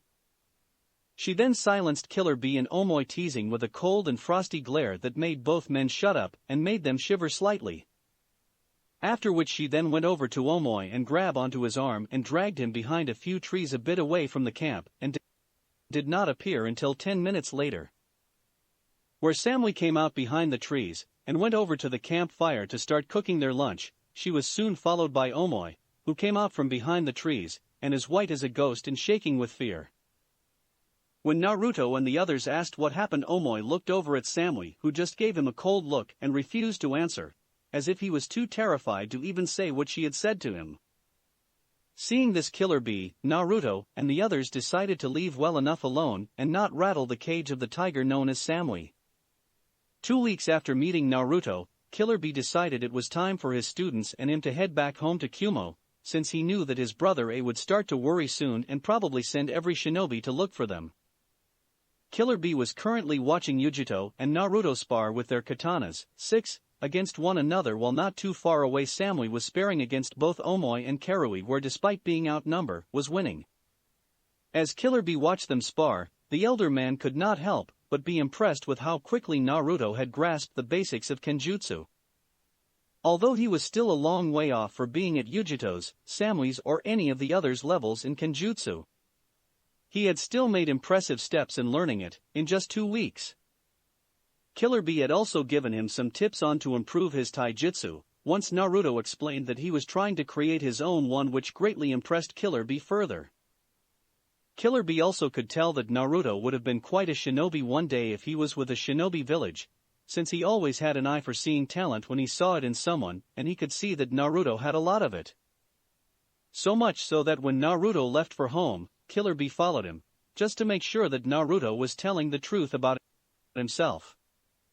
Although stealth wasn't Killer Bee's specialty, he was still skilled enough to keep hidden and not let Naruto notice him. He then followed Naruto to a small house at the edge of the village, where from a distance he saw Naruto enter it. Later on, he saw Naruto come out to greet his mother and sister and their pet pig when they came home, and saw that they were indeed the healers that Omoi and described to him, proving that Naruto spoke the truth. In a way, Killer Bee was also disappointed that Naruto was not born in Kumo, or at the very least in Kaminari no Kuni, Lightning Country, where he would have been accepted as one on the spot. Since talented kids like Naruto weren't very common, and if he was with Kumo, Killer Bee was certain Naruto would have risen high there. He was almost tempted to bring Naruto with him to Kumo and try and have joined Kumo, but he knew his brother would never accept a kid with shinobi training that was from another country regardless of how skilled he was. Since his brother was paranoid when it came to Kumo's safety, and would most likely fear that Naruto was a spy from another village. Not to mention that if he found out that Naruto had defeated Yujito, when she used the Nibi's chakra, he would most likely order Naruto to be killed. Fearing that he would be a future threat to the village, and he didn't want that to happen to Naruto or his family, which was why he wasn't going to mention Naruto to his brother when he got home, and have his students swear not to mention Naruto either. After a while Killer Bee had Naruto, and the others stopped their sparring matches, and to come over to him where he then told them that they would be leaving tomorrow morning to head back to Kumo. When he told them he could see the disappointed look on Naruto's face, since Naruto had told them that he didn't really have many real friends since he traveled so much with his family from one country to the other. Killer Bee could also see that even Omoi was a bit saddened as well as Yujito when she frowned slightly. Karui and Samui on the other hand kept a neutral expression on their faces, so to keep everyone else from knowing how they felt about the news. Deciding not to leave without giving Naruto a few parting gifts, Killer Bee took out a small paper note out of his pouch and handed it to Naruto, who had a confused look on his face. "What a piece of paper?" Naruto asked as he held it up, but before Killer Bee could explain what it really was, Yujito spoke up, knowing how her sensei would explain it in one of his bad rhymes. "That is not an ordinary piece of paper, it is a paper made from a special type of tree, which is grown and fed with chakra.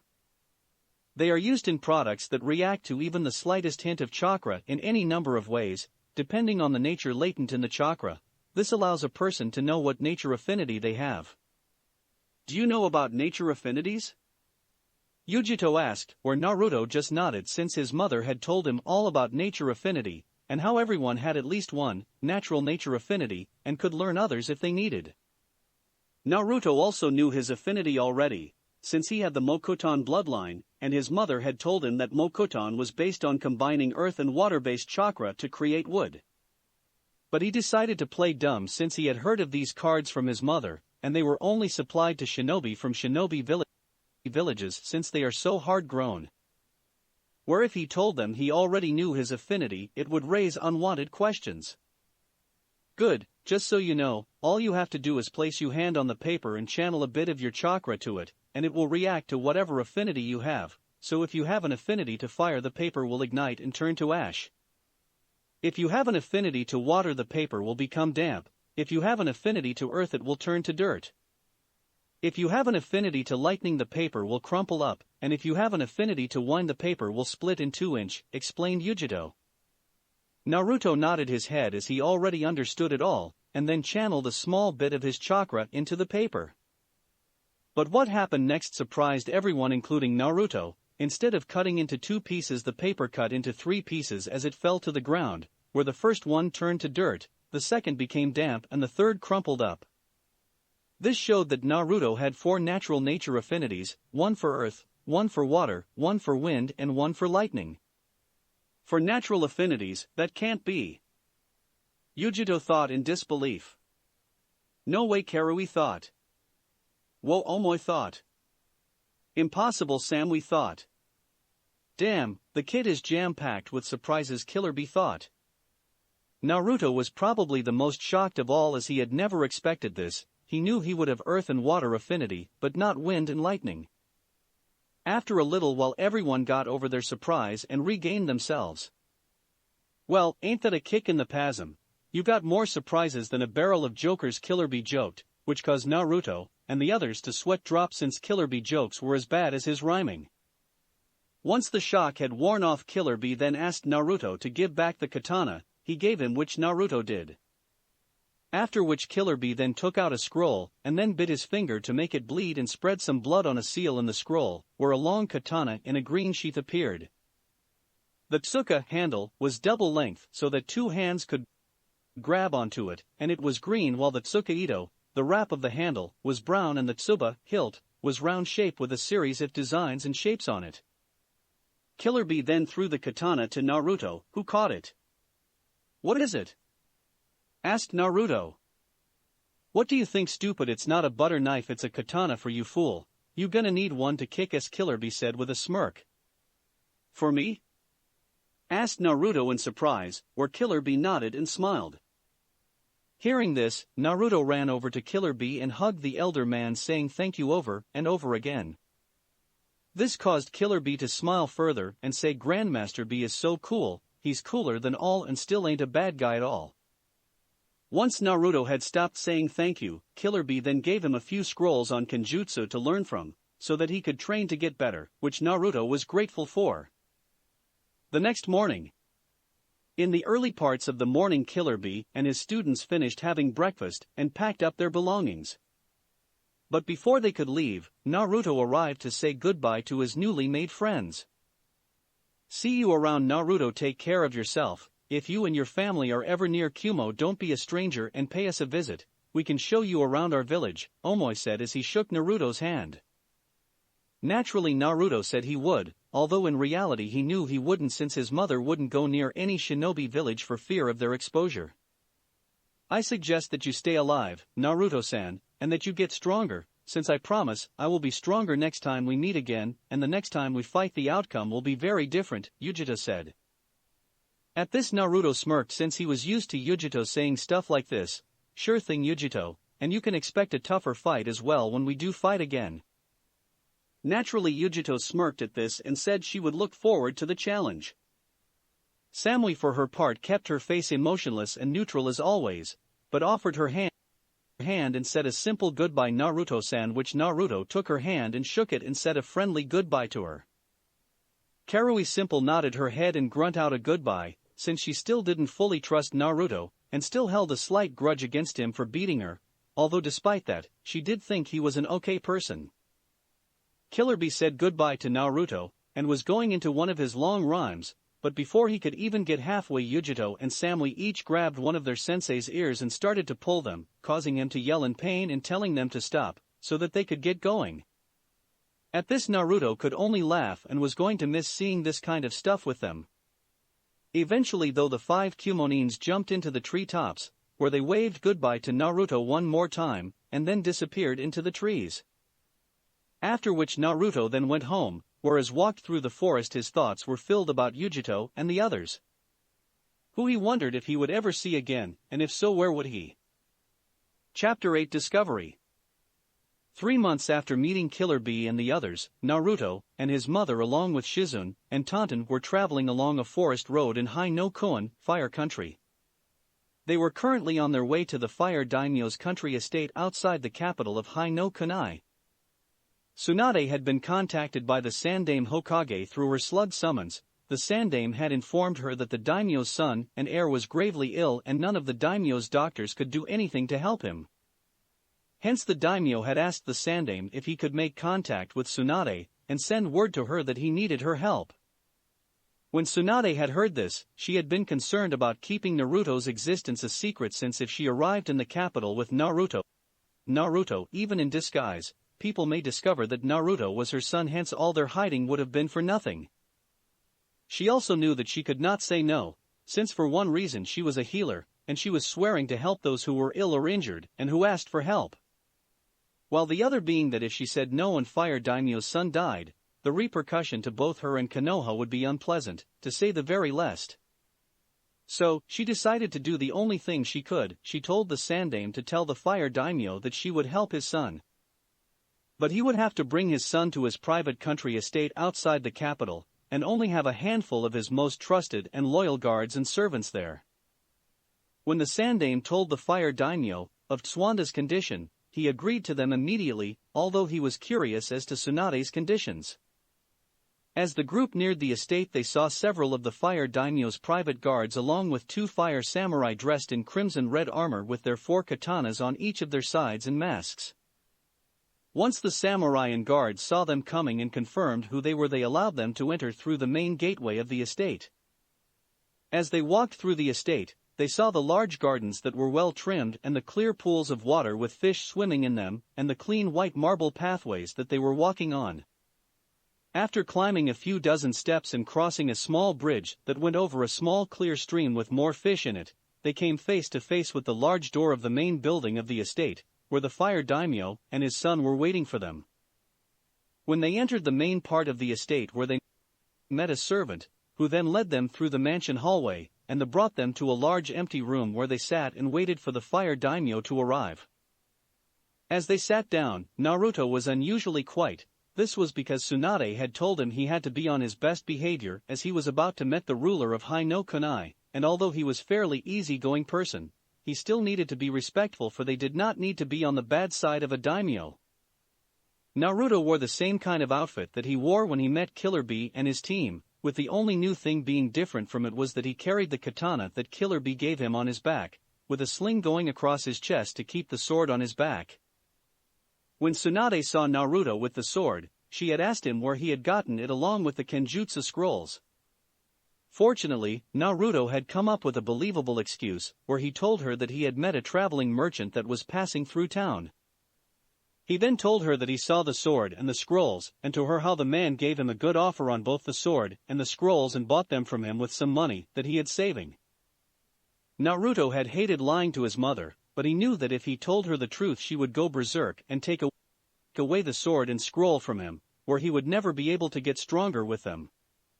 Tsunade had believed the answer as there was little reason to doubt him, and was happy at last to see Naruto trying to get stronger. During the following months after getting the sword, Naruto had improved steadily, and was getting better and better with using the sword.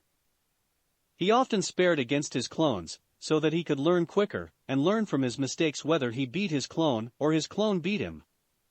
Soon enough the fire daimyo entered the room with 4 royal guards and 2 armed samurai wearing the same kind of armor that the samurai they saw at the gate. The guards positioned themselves around the fire daimyo, while the samurai sat on their knees. Where one sat on the fire daimyo's far front left while the other sat on the fire daimyo's far front right, so that if Tsunade or the others tried to attack the fire daimyo, they could intercept them before they could reach the fire daimyo. The fire daimyo himself was a man in his mid to late 50s, he was a thin and tall man with a narrow face. Once the fire daimyo was seated in front of Tsunade and the others, he then spoke in a pleasant, friendly, and welcoming voice. "Greetings Tsunade-san, I am very grateful that you came to help my son, as he is in desperate need your help." "Of course, Daimyo Dano, I will do whatever I can to help you," replied Tsunade respectfully. "Thank you," said the fire daimyo, where he then turned to look at Shizune, who was holding Tonton in her arms, and was on Tsunade left. "And this must be you, apprentice Shizune, if I'm not very much mistaken," said the fire daimyo. "Hi. It is an honor to meet you, Daimyo Dano," spoke Shizune respectfully, and did a slight bow with the fire daimyo waved his hand politely saying she did not need to and smiled slightly. He then turned and looked over to Naruto, who was sitting on Tsunade's right. "But I am unfamiliar as to who this young boy next to you, is he another student of yours?" "That you took in?" asked the fire daimyo. At this question Tsunade became hesitant to answer, although she had expected it and knew what she needed to say. She was still hesitant to answer it, as she knew she may be putting Naruto's life in danger, where all the years that they have been hiding would have been for nothing. "Before I answer your question, Daimyo Dano, did the Hokage tell you all of the conditions that had to be made when helping your son?" asked Tsunade cautiously, as she was unsure that she could trust the men in the room as well as the others in the estate. "Yes, I have. I have only brought a group of about 30 servants, 20 royal guards and 12 of my samurai here. I trust them all without question, as they have all served me loyally for many years," replied the fire daimyo with his eyebrows slightly risen up. Since when he first heard Tsunade's condition from the Sandaime, he was curious as to why Tsunade had asked for these conditions. Now that she was here with an unknown boy, his curiosity was piqued even more, since it was oblivious that Tsunade's cautious nature was linked to the young boy next to her. At this Tsunade sighed and remained quiet for a minute or two, preparing herself for what she had to say. "The boy next to me, Daimyo Dano, is named Naruto. Senju Naruto to be more precise, and he is my son," said Tsunade. When the fire daimyo heard this, he was naturally shocked to say the least, where both his eyebrows went right up into the air where they were hidden behind his headdress that he was wearing. Even the fire daimyo's guards and samurai were equally shocked at the news that Tsunade of the Sannin had a child. Once the fire daimyo got over his shock, he began to chuckle, this is quite a shock. I'm surprised that I'm only learning this now, and not years ago, since I would have expected news as monumental as this to be no long by now.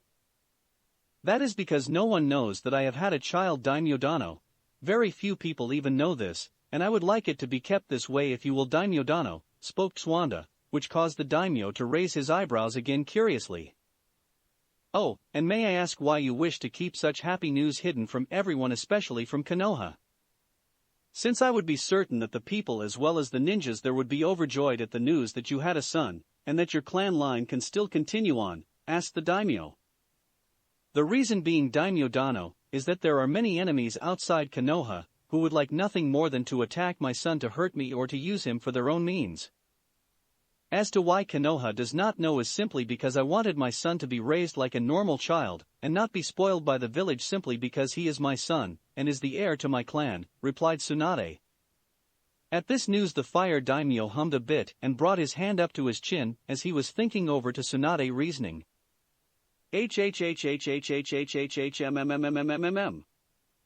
Yes, I can understand your reasoning, Tsunade, and you do have the right to how you raise your own child. Also, may I assume that it is the reason behind you wanting me to bring my son here, and have only my most trusted people with me, so to ensure that his existence remains secret, asked the fire daimyo, to which Tsunade nodded to. Very well then, Tsunade, if you treat my son and ensure that he becomes well again, then I promise you that this news shall not be mentioned to anyone outside this estate, and that your secret will be kept.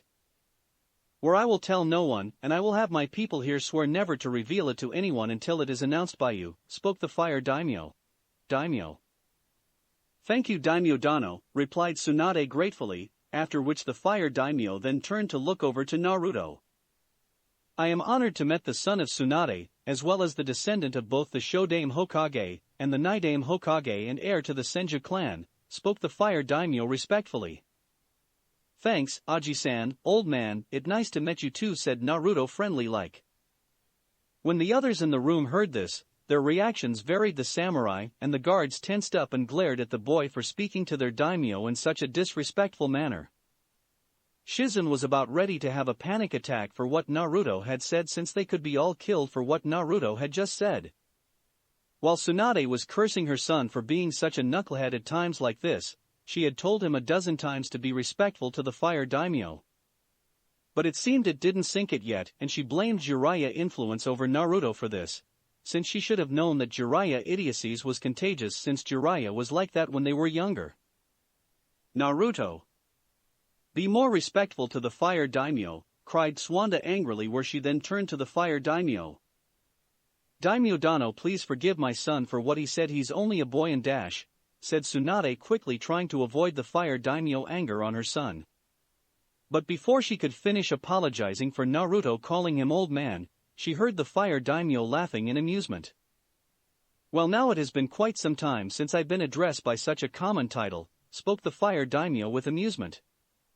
Daimyo dano, said one of the samurai, before the daimyo held out his hand, telling the samurai to settle down.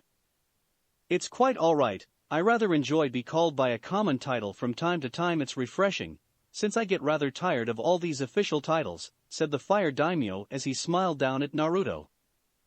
Your son reminds me a bit of your old teammate Jiraiya, Tsunade, and I always did like him, smiled the fire daimyo.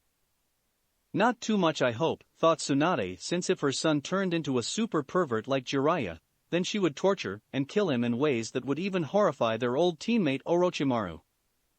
Deciding to change the subject, Tsunade decided to get down to business. Daimyo dano, perhaps we should go to your son and see what I can do for him. The daimyo quickly became serious and nodded his head and signaled for Tsunade and Shizen to come with him out the room. As they left the room, Tsunade turned to Naruto. Naruto, why don't you go and train a little in the garden, while Shizen and I help the daimyo's son? But to her surprise, Naruto shook his head and spoke. Kaa-chan, I don't really feel much like training today, would it be okay if I go find something to read, asked Naruto. This of course surprised Tsunade, since Naruto usually enjoyed training, but decided that it wasn't too strange either, since Naruto did enjoy reading.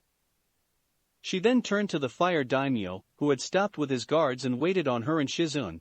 "Excuse me Daimyo Dano, but do you perhaps have a library here in your estate, since Naruto enjoys reading, and I think he would enjoy having something new to read?" At this the daimyo smiled. "Of course, we have one of the largest collections of books and scrolls in Hai no Kuni here on this estate. I'm certain he would find something to his liking." Where he then signaled to one of his servants that was nearby, and called him over and told him to show Naruto where the library was. With Naruto. Soon enough the servant led Naruto to the library. When he entered the library, he could not believe what he saw. The library itself was a massive room, where the bookshelves went almost to the ceiling, and they were all filled with hundreds if not thousands of books and scrolls. The bookshelves were all along the walls and filled to the brim with books and scrolls. There were even staircases to allow someone to go to the different levels on the walls to get books, as well as ladders to climb.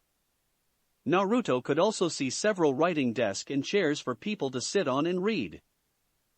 Naruto could not believe the number of books and scrolls he was seeing. He did not think so many books and scrolls could all be in one place. 1. The servant then showed Naruto the index book where all the different books and scrolls were listed, and the different areas they covered, as well as find out what books covered what type of information a person was looking for.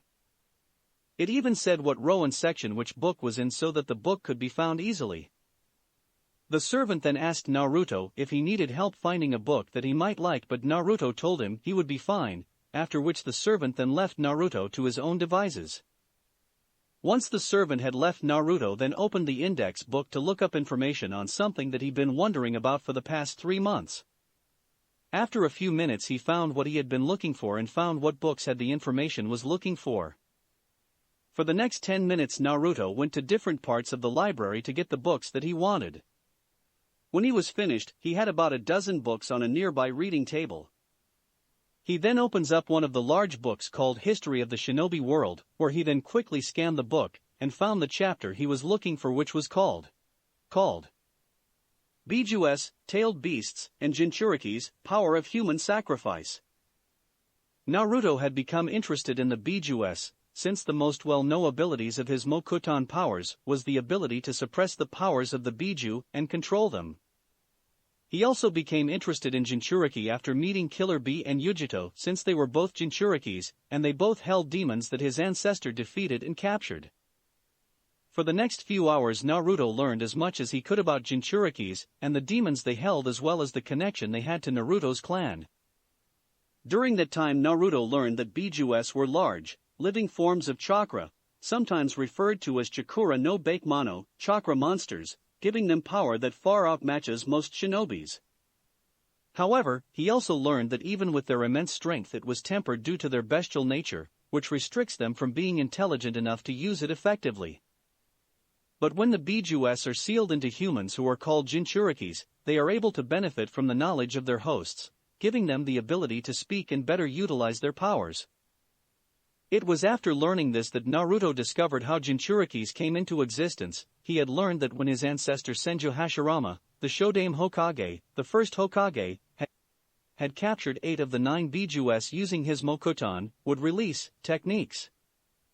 His ancestor spread them to the other, newly formed villages: the Iwagakure, the Hidden Stone, the Kirigakure, the Hidden Mist, the Tsunade, the Hidden Sand, the Takigakure, the Hidden Waterfall, and the Kumogakure, the Hidden Cloud, in an attempt to maintain peace and equalize the powers between the shinobi nations.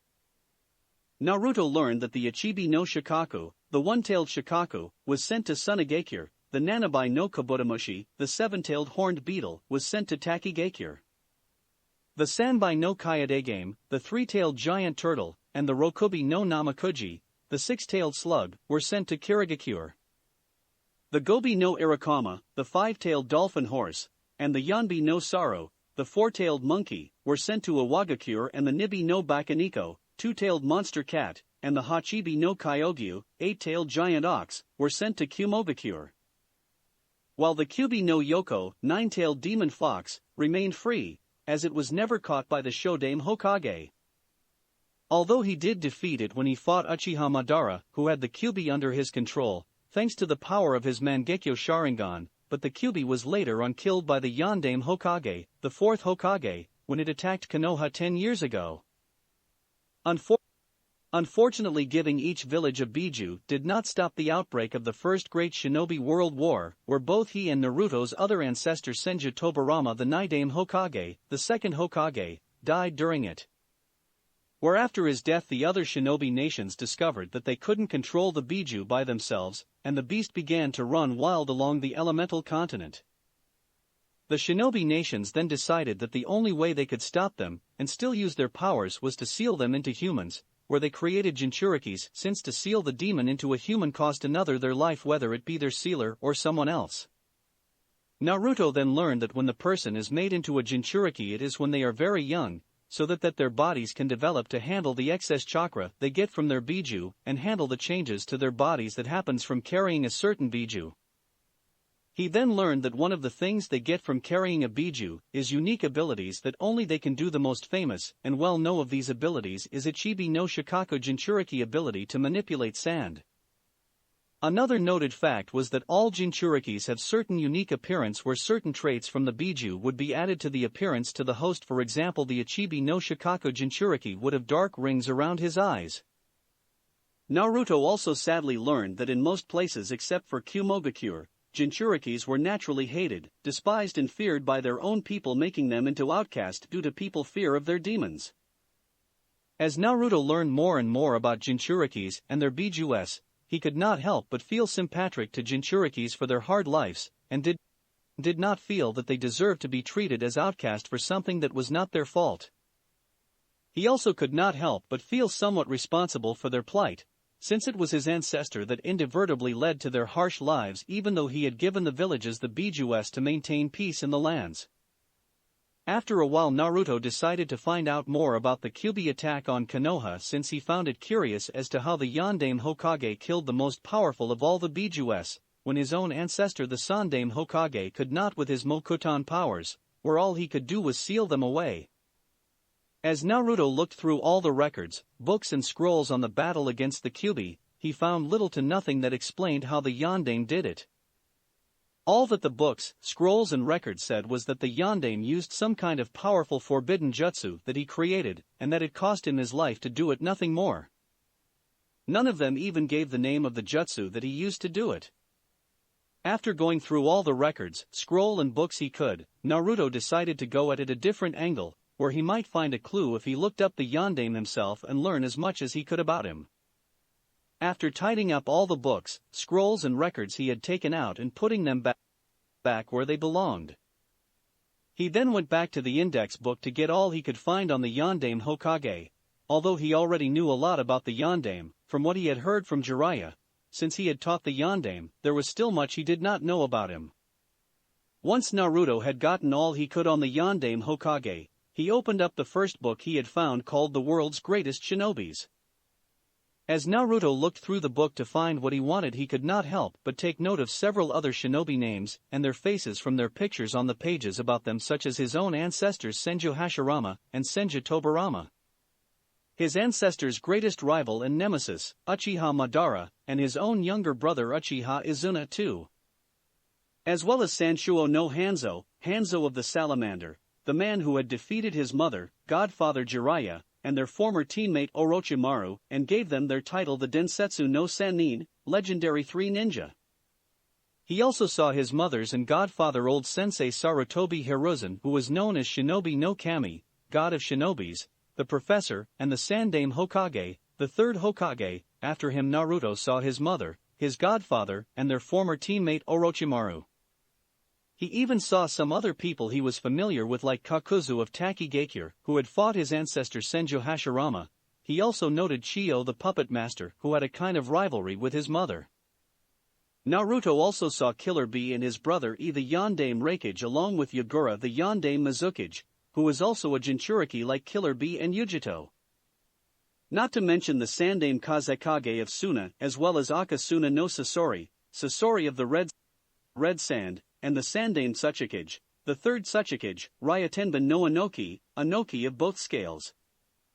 But the most notable of them all were Uchiha Itachi, who was the youngest person mentioned in it since he was only 16 in it, and the Rikudo Sannin, the sage of the 6 paths, who was also known as the Shinobi no Kami as well, and was the founder of ninjutsu and the ninja world as well as the strongest shinobi to ever exist, but at last Naruto finally found the Yondaime Hokage. When Naruto finally found the Yondaime Hokage, he was shocked beyond belief when he saw the Yondaime's picture, since he had never seen the Yondaime's picture before, and when he saw it, he immediately saw the almost near mirror image of him and the Yondaime. With the expectation of skin color where Naruto's was lighter than the Yondaime's, and his hair color was a lighter shade of blonde like his mother, although his was still brighter than hers. His eyes' shape were also different, but same color, along with a few small minor facial difference. The resemblance was still unmistakable, and it was almost like looking at an older version of himself. For a few minutes Naruto just stared at the photo of the Yondaime. Naruto knew enough about genetics from his medical studies to know that the facial resemblance between him and the Yondaime was no coincidence, since the resemblance was too strong. As Naruto studied the Yondaime face more and more, he became more convinced with what he realizes. The Yondaime was his father. Everything fitted the resemblance between him and the Yondaime, the fact that the Yondaime died on the very day he was born, which was what his mother had told him. The fact that Jiraiya was his godfather, since not only was he his mother's teammate, but was also his father's sensei, also the fact that his father had an affinity to wind and lightning. Even though children did not always inherit the same affinities as their parents, and could have completely different one, it was still not out of the question that children could still inherit their parents' affinity. Naruto knew he gotten earth and water from his mother's side, since like with the Uchiha clan being affiliated with fire due to being so proficient in it, the Senju were well known to be affiliated with earth and water. Since the two elements combined to create his great-grandfather Mokuton powers, and his great-uncle was known for his high skill in water jutsu. Not to mention his mother had both elements but still lacked the bloodline to do Mokuton, so it made sense that he got his other two elements from his father. The final proof was the fact that when he was younger, he remembered 1 or 2 times when Jiraiya was training him, and how Jiraiya had accidentally called him Minato before quickly saying something different to cover up his mistake. At the time Naruto had passed it off as nothing, but now it made sense, since considering the resemblance, it would be only naturally that he would remind Jiraiya of his father when he was younger, since Jiraiya had trained his father. But still some other things did not make sense, the first being, why neither Shizune, Jiraiya nor his mother had told him who his father was, although he could understand their need to keep secret about being the Yondaime's son. Since he knew he had to keep secret about being the son of Tsunade and his Mokuton power, but still if he could keep secret about those things, surely he could have kept secret about who his father was. Also, the other thing that didn't make sense was the fact that his mother always got angry at the mere mention of his father, since when Naruto asked about his father, his mother would get angry and change the subject. At first, when he was younger, Naruto had thought that she was just sad at the memory of his father dying, but he soon realized that the memory made her angry at that she was angry at his father about something. Naruto pondered over this for a while, trying to think what would make his mother hate his father so much. He knew the Yondaime hadn't abandoned them since he died when Naruto was born, and he knew the Yondaime hadn't renounced them since no one knew he even existed as either the Yondaime's son or Tsunade's son, let alone both. Besides, from all the things Naruto had heard from Jiraiya, and from what he read about him, the Yondaime would never renounce his own child and its mother simply because he was born out of wedlock. As Naruto thought about why, more and more it suddenly came down on him like a ton of bricks. The fact that the Yondaime was able to kill a Biju when his ancestor could not, the fact that he was born with unusually high amount of chakra for a boy his age, much like with Yujito. The fact that his father died to kill the Kyuubi, the reason as to why he had whisker-shaped birthmarks on each his cheeks and why they disappeared soon after awakening his Mokuton powers, and why he was able to heal so quickly and recover so quickly from chakra exhaustion, and why he had never gotten sick in a day in his life. Not to mention why his mother hates the mere mention of his father, since it would now make perfect sense as to why she got so angry at her father, since his father had made him into a Jinchuriki. The Jinchuriki for the Kyuubi no Yoko. It all made perfect sense, since normal people born with perfect chakra control had low levels of chakra, which was why women mostly had perfect chakra control. It also made sense why he healed so quickly and never got sick, as well as recover so quickly from chakra exhaustion, since the Kyuubi was known for having a powerful healing factor which it showed when it battled his father the Yondaime. Also, the markings on his cheeks that looked like whiskers from a cat dog. Or a fox, which disappeared soon after he awakened his Mokuton bloodline, since it would make sense that his Mokuton powers would suppress certain influences from the Kyuubi.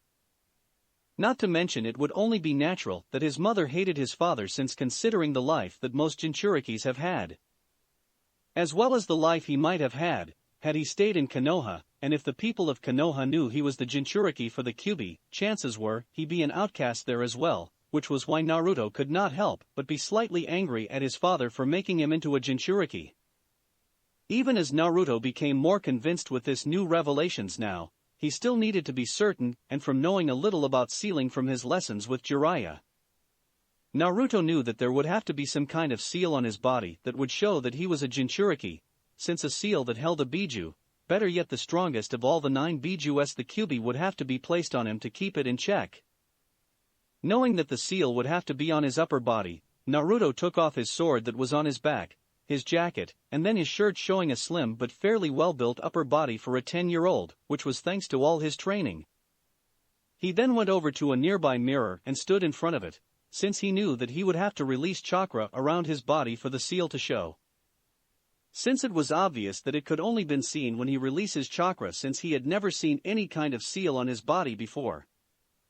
Once Naruto released some of his chakra around his body, he saw a large seal appear on his stomach, confirming what Naruto knew: he was the Jinchuriki for the Kyuubi no Yoko. When Naruto took a better look at the seal, he couldn't make heads or tails of it, since from what little sealing knowledge he knew, Naruto knew that the complexity of the seal was far too advanced for him to understand right now. But he could tell at least it was really strong due to be so complex, and because it was able to hold and contain the Kyuubi, the strongest of the Bijus. After a few minutes, Naruto quickly put his shirt, jacket and sword back on, and then put back all the scrolls and books he had taken, after which, when he was done, he decided to leave the library and get some fresh air, since he had a lot on his mind right now and needed to clear his head a little and short thing out.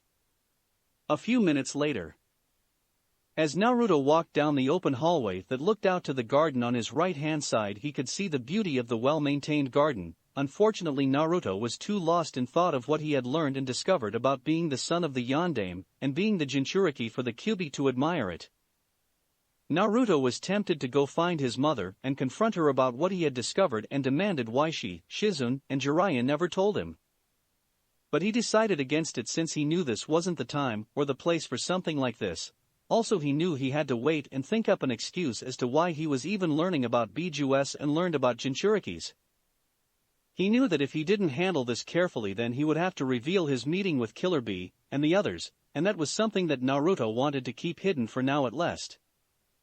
As Naruto thought more about what he was to do, let alone how he should feel about being the host of one of the most powerful and feared creatures in the world and never even know about it until now, he failed to pay attention to his surroundings and what was going on around him, since he crashed into someone who was just coming out from the hallway to his left, where they both fell to the ground, with Naruto on top of the person.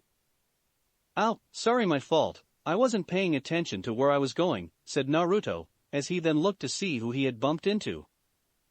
When he looked, he saw that he had crashed into a young girl who looked to be about his age. She had yellowish blonde hair that fell down to her shoulder blades, she had large emerald green eyes and well-sculpted face that was quite pretty for a girl her age.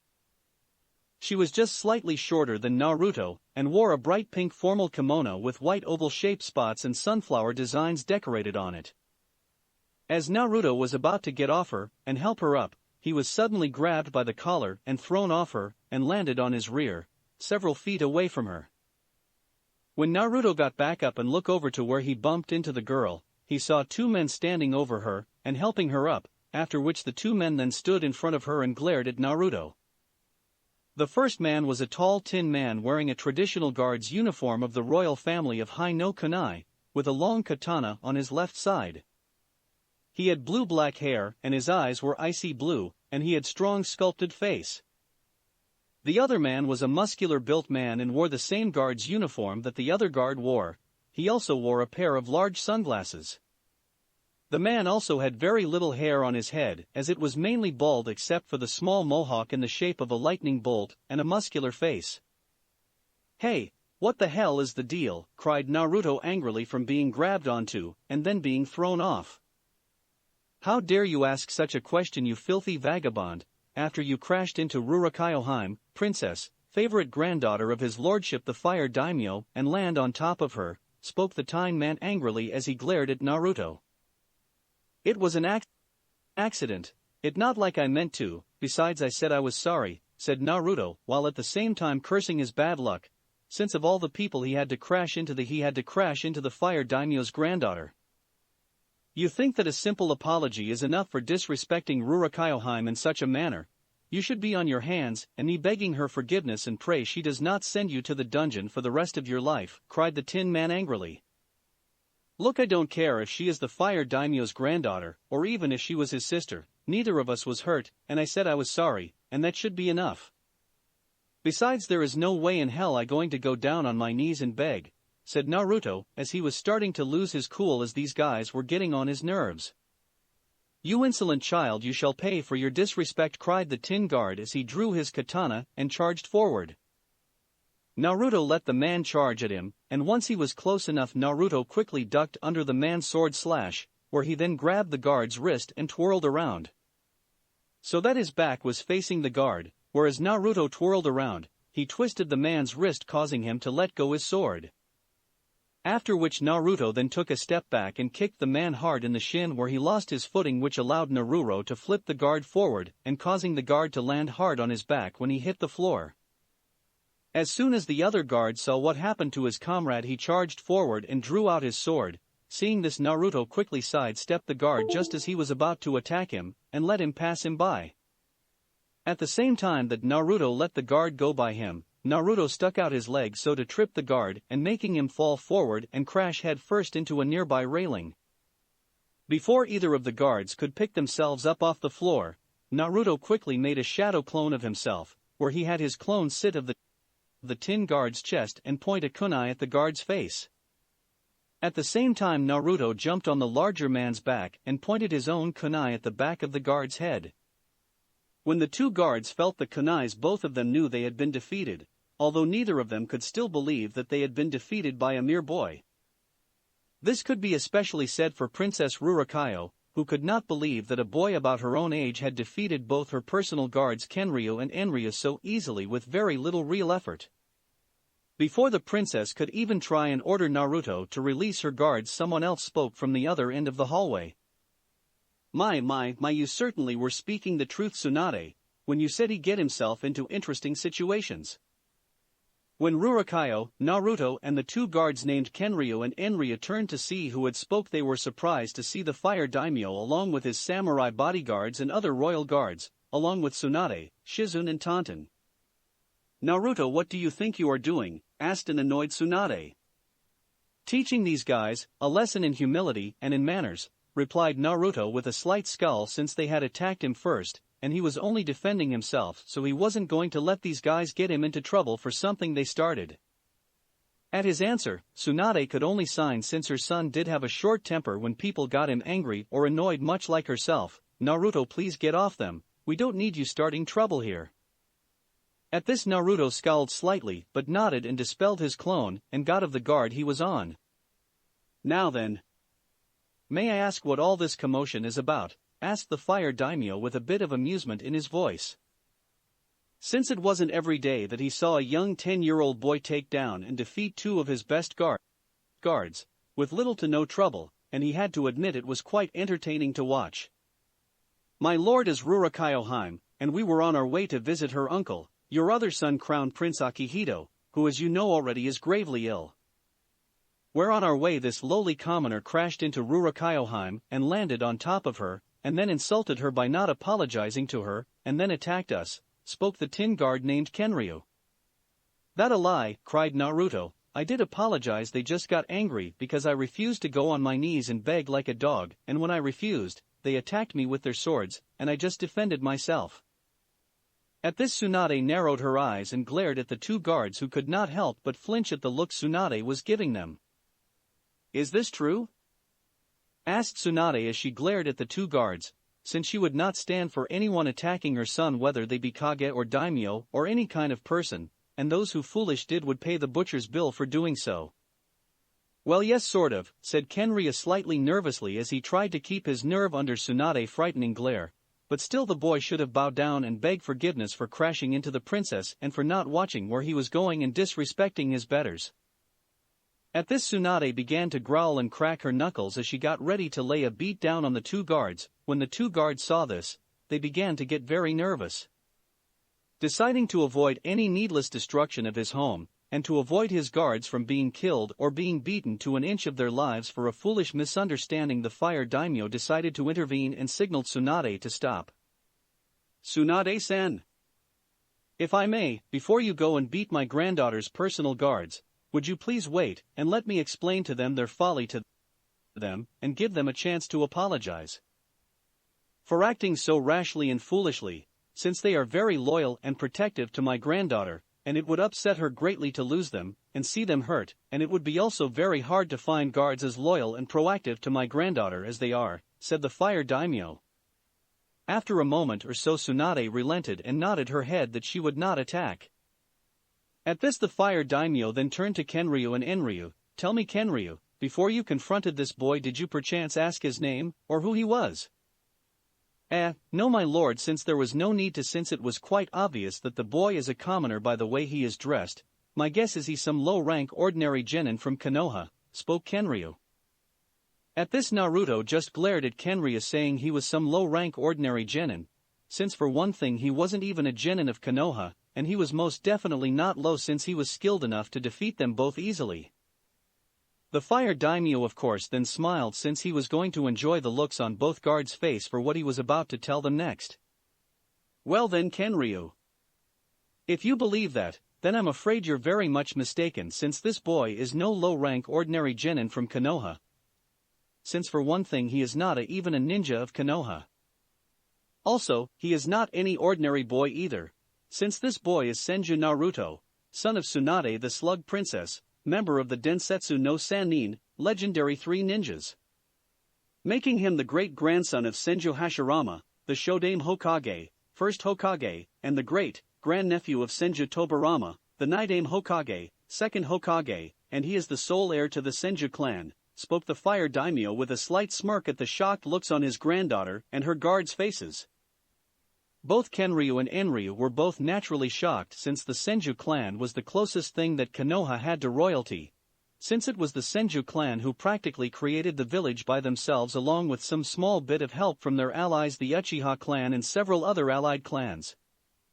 Also, even though the Senju clan weren't really a royal family, they still held with the same respect and reverence that other royal families or noble clans were held in, by all shinobi and non-shinobi nations.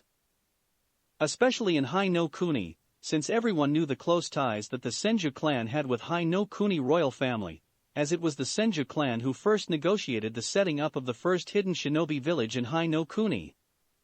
So as far as social ranking was concerned, Naruto held the same social ranking as a visiting prince from another nation. Not to mention both men were very familiar with Tsunade's infamous reputation and short temper, where both men knew they were in a lot of trouble with her, since they knew that Tsunade would not take well the fact that they tired to attack her son, which would result in very severe repercussions on them from her. When they realized their grave error in judgment, both guards immediately went on their knees and bowed their heads down to Naruto. "Forgive us, Senju-sama, for our error in judgment. We deeply apologize for our mistake and beg your forgiveness. We swore never to make the same mistake again," spoke Kenryu as Enryu just kept his head down. Fine, it's okay, you don't need to bow down to me. A simple apology would have been okay, and call me Naruto, not Senju-sama, it makes me sound like some stuffy spoiled kid," said Naruto as he waved the two that it was okay. "Yes, of course, Naruto-sama, and thank you," spoke Kenryu as he and Enryu bowed down to Naruto again, which just caused him to sigh in annoyance, since he knew that this would be the best he could get from them. Deciding to change the subject from him, Naruto then turned to his mother. "Kaa-chan, how is the Aji-san son, and will he be okay?" Sighing at her son for calling the fire daimyo old man again, and ignore the shocked and outraged looks on the princess and her guards' faces, Tsunade decided to answer the question. The prince needs some serious treatment to get over his illness, and I have just given him something to help break his fever, but the illness itself won't be anything that Shizun and I can't handle it, although we will have to stay here for a little while, so that we can handle the prince's treatment and help his recovery, but he should be fine soon enough. The fire daimyo was just leading us to the medical room and his herbal room when we saw you with the guards here. Oh. That good, replied Naruto neutrally, unlike his normal shelf, which caused Tsunade, Shizun, and even the fire daimyo to raise their eyebrows in curiosity, as to Naruto's sudden change in attitude from earlier. But before any of them could ask what was wrong with him, Princess Rurakayo suddenly spoke up for the first time. Excuse us, but is it true, about we have just heard, that our uncle Akihito will recover? Asked Princess Rurakayo. 3. Yes, Princess, you uncle, she should be fine, replied Swanda respectfully. Then we thank you on behalf of our uncle. I'm certain my grandfather will reward you well for your services, replied Princess Rurakayo before she then made a passing curious glance at Naruto before turning to her guards. Come, we are hungry and would like something sweet to eat, said the princess as she walked away from Tsunade and the other. Yes, of course, princess, what is it that you would like to eat? Asked Kenryu as he and Enryu quickly got up and followed the princess. Spoiled much? Spoke Naruto as he didn't like the princess' attitude much at how she treated his mother like she was some local second-rate healer that healed someone just for money, when his mother did it as both a favor and because it was the right thing to do. Naruto! Cried Tsunade angrily at her son for insulting the fire daimyo's granddaughter right in front of him. Now Tsunade-san, that quite alright, what your son said is not untrue, I'm afraid. I will not deny that my granddaughter is a bit snobbish, spoiled, and a bit self-centered, since she has gotten nearly everything she ever wanted from a very young age, but she is still a good and sweet girl at heart, said the fire daimyo. At this Naruto just shrugged, not really caring, before he then turned to his mother. Ka-chan, if it's okay with you, I'm going to train with my sword for a while. Okay Naruto-chan, just don't overexert yourself, said Tsunade, to which Naruto just nodded and walked off to the garden to train. A few days later. For the next few days Naruto spent most of his time reading in the library and training by himself, as well as even thinking over what he had learned, since it was still a lot to take in. During that time when they weren't treating the fire daimyo's son, Tsunade and Shizun had helped Naruto in his training, and on more than a few occasions they had asked him what was bothering him, since they could see that something was wrong with him. But when they asked him, Naruto would either say nothing was wrong or would just change the subject. The reason to this was because Naruto did not want to raise the subject to him being the Yandame's son, as well as the Jinchuriki of the Kyubi no Yoko while on the fire daimyo country estate, since it could cause a scene if someone overheard them talking about it. Also, during those few days Naruto had been unaware that someone had been watching him when he trained. This person was Princess Rurakayo, who after meeting Naruto and seeing how he defeated her guards so easily became interested in him. After she had met him, Rurakayo decided to learn as much as she could about Naruto and his clan.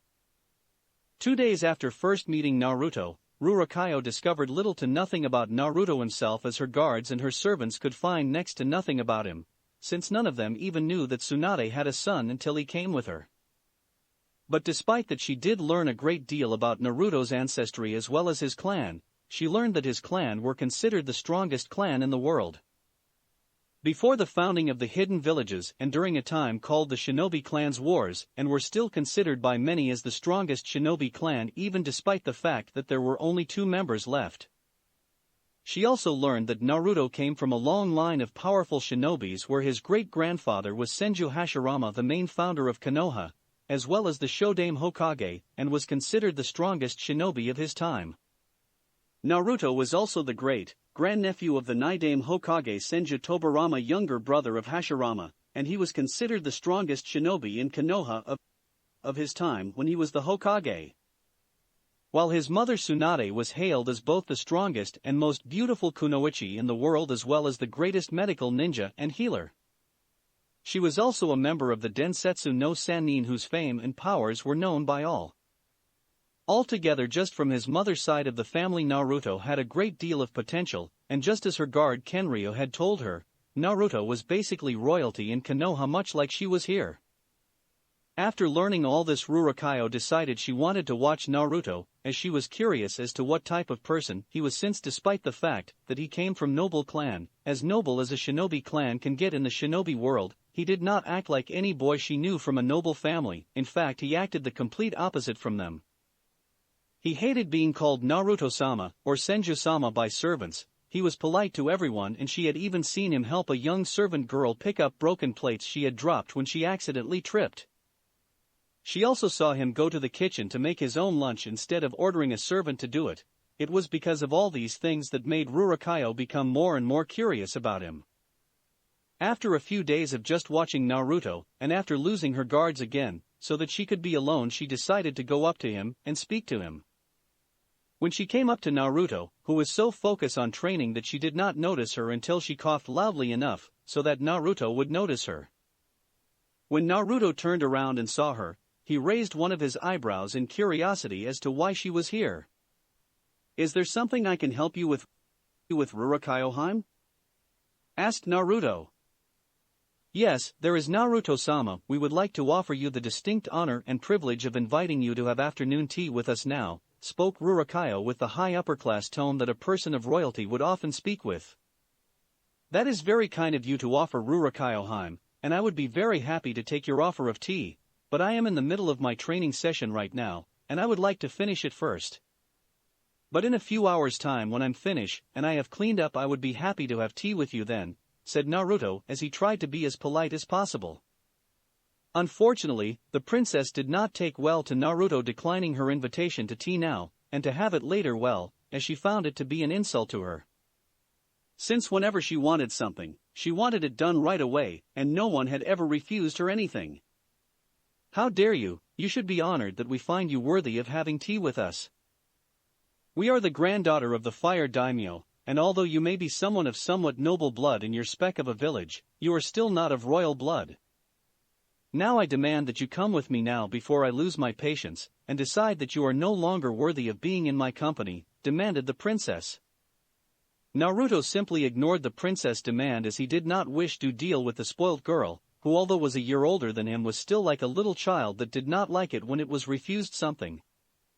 Of course, when the princess saw that Naruto was ignoring her, she got even angrier and started to throw a tantrum, since no one had ever ignored her before, and when Naruto did, it infuriated her.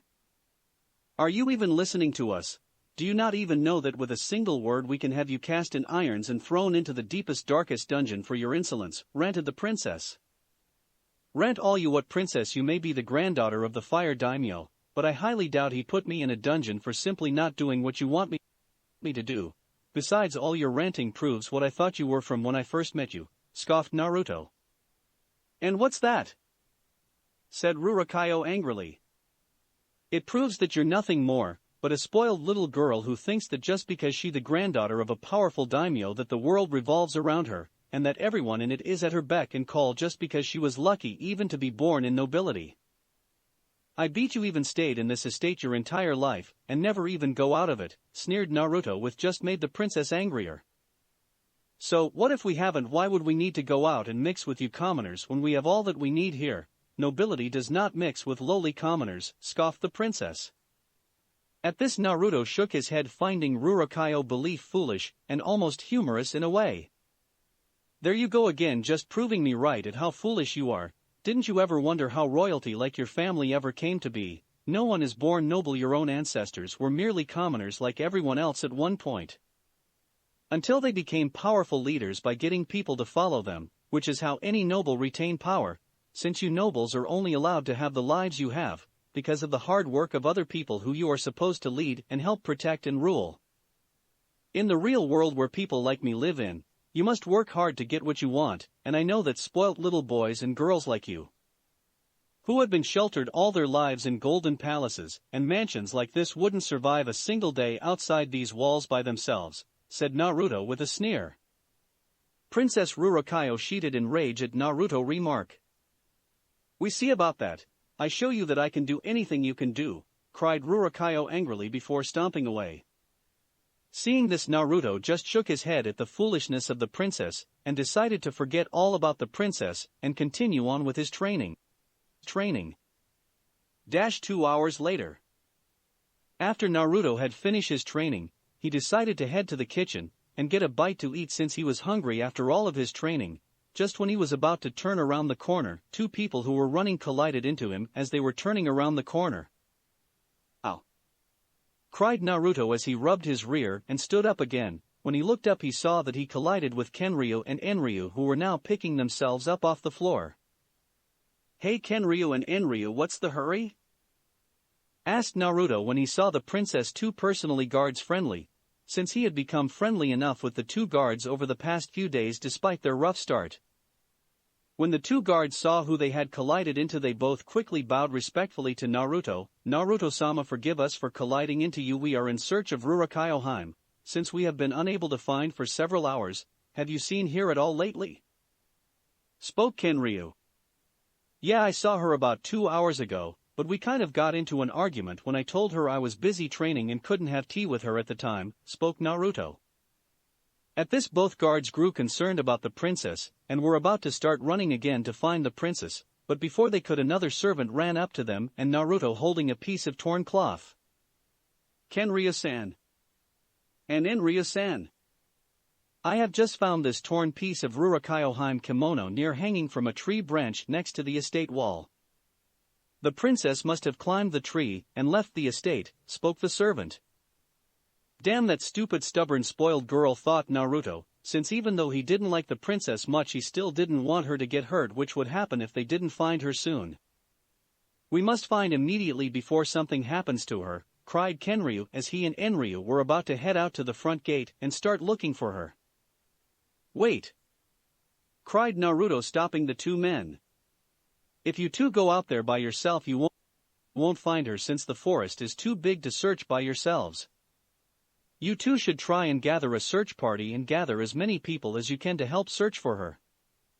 While you two do that, I will go search for her myself, since I can cover more ground than you two, and I can search more areas than you both," spoke Naruto, which got a confused look from the two guards' faces. Seeing this, Naruto quickly did a Kagebunshin no Jutsu, shadow clone technique, and made 24 shadows clones of himself. Seeing so many Narutos at once surprised both Kenryu and Enryu, but they quickly got over and realized what Naruto had meant. After which they both thanked Naruto for his help and then left to get others to help in the search, and said they would join him in the search as soon as they could. Once they left, Naruto and his clones quickly left the estate and spread out in different directions of the forest outside the estate in the hope of finding Rurakayo before she got hurt. Half an hour later, with Rurakayo. "Stupid boy, how dare he treat us like some little child? How dare he look down of us? We will show him, that we are just as tough as him," ranted Rurakayo as she stomped through the forest, not really knowing or caring where she went. For the past 2.5 hours since her argument with Naruto, she had been walking through the forest by herself. Since she wanted to prove to Naruto that she could do whatever he could, and that she could handle the real world as well as he could. But soon enough her anger faded and she decided that she would go back to the estate, but the problem was that she did not know which direction to go. As she had been so angry that she did not pay attention to where she was going, where she then realized that she was lost. After a minute or so, Rurakayo decided to just turn around and go straight ahead in the hopes of finding something that was familiar and that would lead her back home. For a few minutes Rurakayo walked through the bushes and past the trees, and not recognizing anything, but as she walked on through a large bush, she suddenly hit something large, black and furry, which then started to growl after she bumped into it. When she stepped away from the thing, it stood up and roared, revealing it to be a massive black bear. Seeing the bear, Rurakayo let out a massive scream and started to run as fast as she could away from the bear, which quickly chased after her. With Naruto. For the past half hour Naruto, the real one, had been tracking the trail that he found that was left by Rurakayo as she stomped through the forest. Thankful Naruto had learned how to track people fairly well thanks to his friend Omoi, who had taught him how to track people, although Naruto had to admit, it was fairly easy. Since the trail Rurakayo left was pretty easy to follow, especially when you consider the fact that she had no real experience outside her grandfather's country estate. As Naruto ran through the treetops, he suddenly heard a girl screaming loudly. Quickly realizing that it was Rurakayo, Naruto quickly ran off to the direction that the scream came from.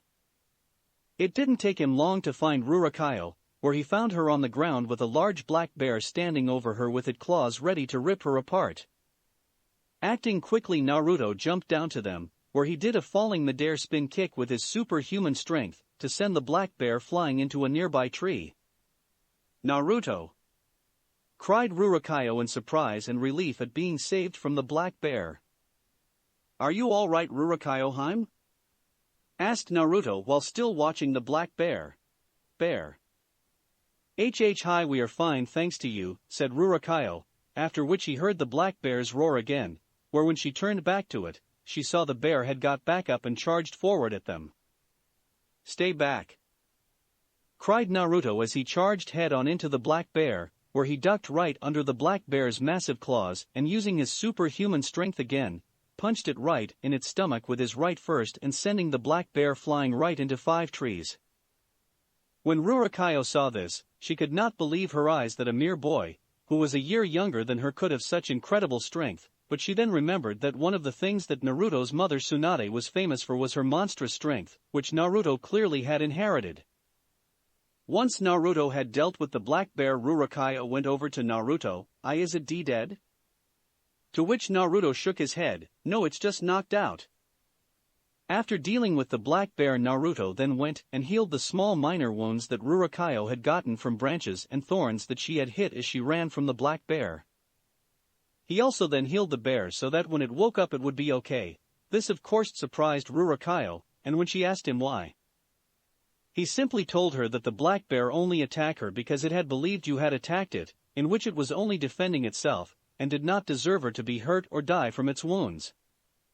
Once the black bear was healed, Naruto then had Rurakayo got onto her back, where he then carried her on his back as he traveled back to the fire daimyo's country estate through the treetops. When they got to the main gates they met Naruto's mother and Shizune, along with the fire daimyo, and most of his guards, samurai and servants, along with Kenryu and Enryu, who were overjoyed along with the fire daimyo to see the young princess safe and unharmed. 3 weeks later. "Ow!" cried Naruto as he fell on the ground hard when he fell on his back when his katana was knocked away.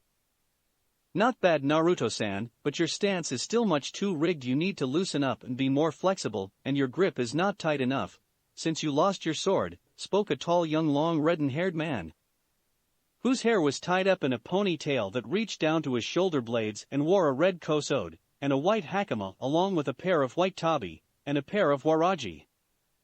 This man's name was Kensai and was the strongest samurai and swordsman in Hai no Kuni. After hearing the story at how Naruto had searched and found Rurakayo, and then saved her from the bear, the fire daimyo insisted that he reward Naruto for saving his granddaughter. Naruto had refused gold or other valuable objects he had enough money for, and didn't need or want any more. He tried to refuse other rewards that the fire daimyo tried to give him, but the fire daimyo insisted. So Naruto then asked him the fire daimyo could find him a swordsman to help train him in Kenjutsu, which the fire daimyo did, by summoning Kensai to the estate and having him train him for as long as he was here. "Come on Naruto, you can beat him!" cried Rurakayo, as she cheered Naruto on as she watched him along with Kenryu and Enryu. After the incident with the black bear, Rurakayo apologized to Naruto for being so rude and arrogant to him earlier, where Naruto accepted her apology. Soon after, Naruto and Rurakayo became friends, and thanks to the incident and Naruto friendship, Rurakayo began to change for the better. She became more understanding to people, and was even polite to the servants when she asked for something or got something, and even said I instead we. She was also more understanding of other people thanks to Naruto. She was also willing to get and do things herself instead of ordering servants around to do it for her. But still she called herself the royal we from time to time, and was still stubborn, and did not have too much patience, but she was still a better person than she was before. Naruto also became better friends with Kenryu and Enryu as well, where he learned that Enryu had a high-pitched voice, which was why he usually remained silent most of the time, as he was very self-conscious about it, and Naruto had to swear that he would never tell anyone about it. Naruto soon got up and got his katana and got into his stance again, and did what Kensei had told him to do, after which he then attacked Kensei with his katana. Unknown to Naruto and the others, the fire daimyo had been watching them from the balcony above them, and was enjoying watching Naruto train, and seeing his granddaughter cheering him on. The fire daimyo had been watching Naruto train with Kensei for much of the past weeks and could see that Naruto's swordsmanship was improving very well, and when Naruto was not training, he was hanging around and talking, or playing with his granddaughter, which made the fire daimyo smile when he saw them. After a little while he was soon joined by another person, that person being Naruto's mother Tsunade.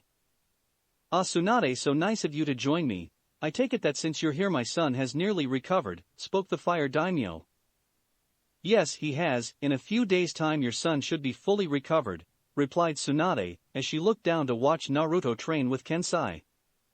"That is excellent news. I'm very much relieved to hear it," spoke the fire daimyo, as he was glad to hear that his son would recover. "I'm certain that Rurakayo would be equally relieved to hear it as well, as she had been greatly worried about him since before your arrival. I also take it that once he had healed you, and your son as well as your apprentice will leave," spoke the fire daimyo. "Hi, since we cannot stay in one place too long in case we draw attention to ourselves," replied Tsunade. "I understand and know that I shall keep my word, and no one will hear about your son from my servants, my guards, my samurai or myself, and I certain that they will not hear it from Rurakayo, since I have explained the consequences for Naruto to her if she did tell anyone." "Thank you, I'm grateful for that," replied Tsunade, after which she then heard a sad sigh come from the fire daimyo.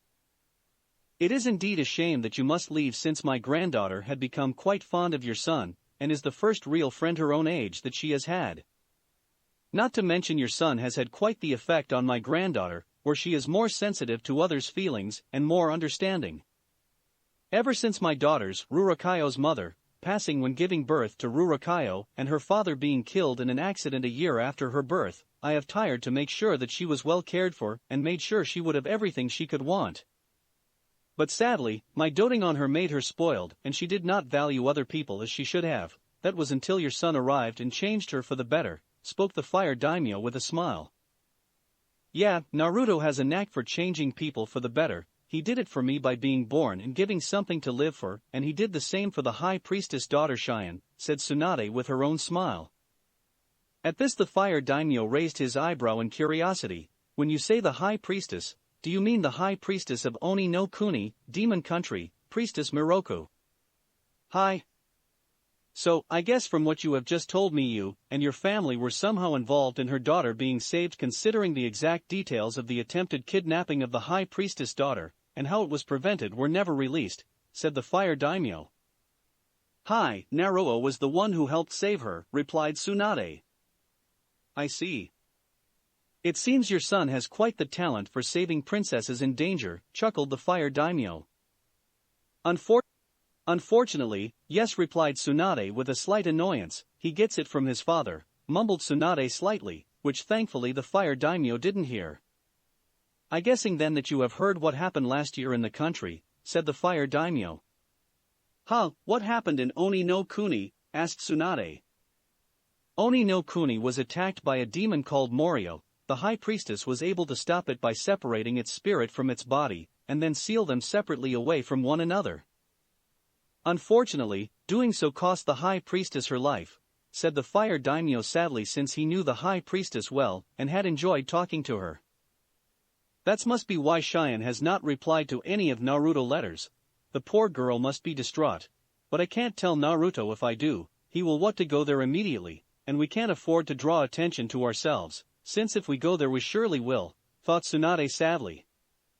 After which she decided that she would not tell Naruto, although he would probably be angry with her later on when he finds out, but hopefully he can one day understand why she did it. "Thank you for informing me of this, Daimyo Dano," replied Tsunade. "So, do you intend to go back? Since your son and the new high priestess Cheyenne were friends," said the fire daimyo. "No," said Tsunade, which surprised the fire daimyo. "If we go we could very well draw attention to ourselves there, and that is the last thing we need right now. Very well then Tsunade, that is your choice, but I believe that is a mistake since often enough when you keep certain secrets like this from your son they often come back to haunt you later on in your life, spoke the fire daimyo. Tsunade nodded in understanding, but did not change her mind since it was for the best, and whether Naruto would hate or not for it in the future did not matter to her as long as he was safe from harm. Soon enough both Tsunade and the fire daimyo decided to end their conversation and decided to just watch Naruto train. Several days later at the main gate of the daimyo estate.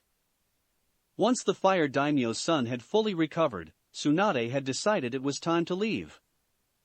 Goodbye Tsunade-san, and thank you for all your help, spoke the fire daimyo, to which Tsunade nodded that it was okay. I wish you a safe journey, said Kensai as he shook Naruto's hand and handed Naruto some Kenjutsu scrolls. Thanks, Kenichi-sensei, replied Naruto as he took the scrolls and put them in his side pouch, where then turned around to say goodbye to Rurakayo. Goodbye Rurakayo-chan, it was nice meeting you, said Naruto. Take care Naruto-kun, said Rurakayo, before she then held out a small silver ring to Naruto. Take it as a small token from my grandfather and me for saving my life. Naruto took it and put it on and looked at it. The ring was made of silver, and with the symbol of a bird on it. 5. The bird on the ring is a phoenix and represents fire, which is the symbol of my family. I thought it suited you since you said you are going to be a Konoha ninja one day, and fire is said to embody energy and passion, so I thought it was perfect, said Rurakayo with a small smile and blush. Thank you Rurakayo-chan, it great, said Naruto. Goodbye Naruto, saw it was a pleasure meeting you, spoke the fire daimyo. Thanks, Aji-san, it was nice meeting you as well, said Naruto, which caused Daimyo to chuckle as Naruto amused him so much. While Tsunade yelled and bonked her son on the head, and yelled that she was going to drill some manners into her son if it was the last thing she did. Soon enough Naruto, Tsunade, Shizune and Tonton left the main gate and walked away. As they did, Naruto cried out that he would see them all again. I have to say young Naruto is quite an interesting young man, and I'm certain that we will be seeing and hearing great things from him soon enough. Where things will become very interesting, spoke the fire daimyo, as he looked down at Rurakayo, who was still looking out to Naruto and the others who were walking away. Hi, I think so too, Jiji-sama, respectful term for saying grandfather, said Rurakayo with a look that the fire daimyo and the others were very familiar with. It was a look that Rurakayo saw something she wanted. A month later. 1 month after the events at the fire daimyo country estate, Jiraiya met up with Tsunade and the others to give Naruto his next lessons in ninjutsu and fuinjutsu.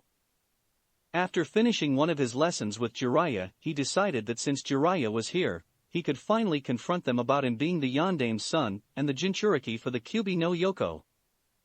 So, after he had washed up from his training, Naruto then went into the next room to find his mother and Jiraiya sitting down having a plate of sake, while Shizune was reading a romance book with Tonton sitting next to her. Kaa-chan, Ero-senin, I want to ask you something, spoke Naruto. Sure, Naro-chan, what is it, said Tsunade as she was taking a sip of sake along with Jiraiya. I want you to tell me why none of you told me that my father was the Yandame, and that I'm the Jinchuriki for the Kyuubi no Yoko. Once Naruto said this, both Jiraiya and Tsunade spit out the sake that they had been drinking and stared wide-eyed in disbelief at him. Since out of all the things they expected Naruto to say, they never expect this. Shizune dropped her book and let out a gasp as she was equally as surprised as well. Naruto. Who told you this? Cried Tsunade, panic-like, fearing that somehow someone had learned the truth about Naruto and told him, since she knew that neither Shizune, Jiraiya nor herself told him, and the only other person that was supposed to know was her sensei Sarutobi. Sarutobi. I found out myself, said Naruto calmly. How, when, where? Said Jiraiya, who was as worried as Tsunade was about how Naruto found out. I found out about a month ago at the daimyo's estate, replied Naruto, whereupon seeing the worried, fearful and confused looks on everyone's face, Naruto went and explained how he found out. Once Naruto had finished explaining how he discovered that Minato was his father and sealed the Kyuubi into him. Jiraiya, Tsunade, Shizune and even Tonton had looks of being completely stunned on their faces, as they could not believe that Naruto had figured out everything out by himself without any help.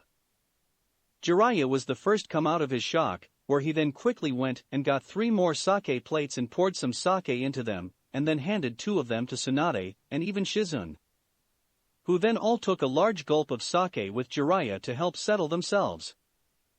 Once Jiraiya had finished, he started to laugh. Damn brat, you're defiantly your parents' son, that for sure, since you defiantly got bit of both your mom's and your dad's brains. Thanks, I guess, but none of you have answered my question yet, which is why did none of you tell me the truth about my father, and that I'm a Jinchuriki, said Naruto calmly, despite the fact that he was quite angry at the fact that they kept something so important about himself. At this his mother sighed, since she had dreaded that this say would come, and had thought it wouldn't have come so soon, not to mention that Naruto would discover it himself. I'm sorry Naruto-chan, we thought that it would be best at the time that you didn't know about it, since if people found out that you were not only my son but the son of the Yondaime Hokage as well, then they would come after you twice as hard as they would if they just found out that you were my son, since both your father and I were the strongest shinobis in our fields. Where if people learned that you existed and were the byproduct of your father and myself, where the chances of you inheriting some, most or all of our best known qualities were quite high, then there would be countless people after you as either revenge for something that we did to them or in the hopes of somehow controlling you as using you for their own gains, said Tsunade. I understand that well enough, but if I could keep the fact that I have the Mokuton bloodline, and that I'm your son's secret, I could keep the fact that I'm the Yondaime's son a secret as well, replied Naruto coolly.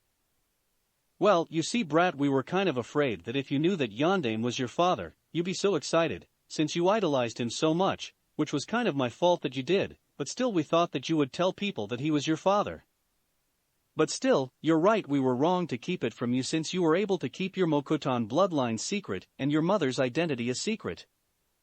It was just that bringing up your father is kind of a touchy subject with your mom, said Jiraiya, as he saw the scowl on Tsunade's face at the mention of Minato.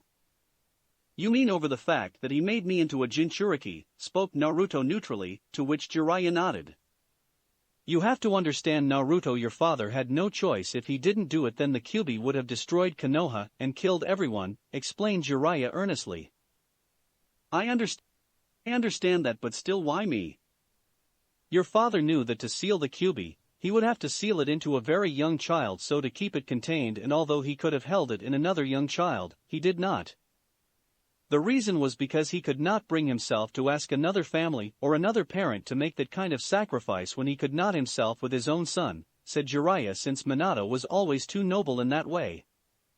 I surprised you let him, Kaa-chan, didn't you try and stop him? Asked Naruto, as he had wondered this as well, especially at how angry she was at him. I didn't know at the time. I was unconscious from a sedative that Shizune gave me to let me rest after giving birth to you, so I didn't know until a few days later. If I had known, I would never have allowed it, and I would killed him myself for even suggesting it. The only reason you didn't grow up with the same hard life as most Jinchuriki is because no one knew you were the Jinchuriki of the Kyuubi, and if they did, the villagers would have attacked you or treated you as an outcast for being it if you had stayed in Konoha. Which was one of the reasons why I didn't stay there to raise you, growled Tsunade, since even over the years her anger against Minato had not lessened one bit. Fine, but that still doesn't explain why you didn't tell me about it. Were you just going to keep it hidden and hope I never found out? Asked Naruto, as he was still angry about being kept in the dark about something this important about himself. No, of course not. It was just that we thought that you were too young at the time, and we thought it would be best if we would wait till you were older where you could handle it better. Since we were afraid that if you found out when you were young you would think that you were a monster or something, and be afraid you would hurt others, and would make yourself into an outcast. I also didn't want you to wake up nights fearing that the Kyuubi would come out and destroy all of us, said Tsunade truthfully, since on more than one night she had nightmares that the Kyuubi got out of Naruto and killed him.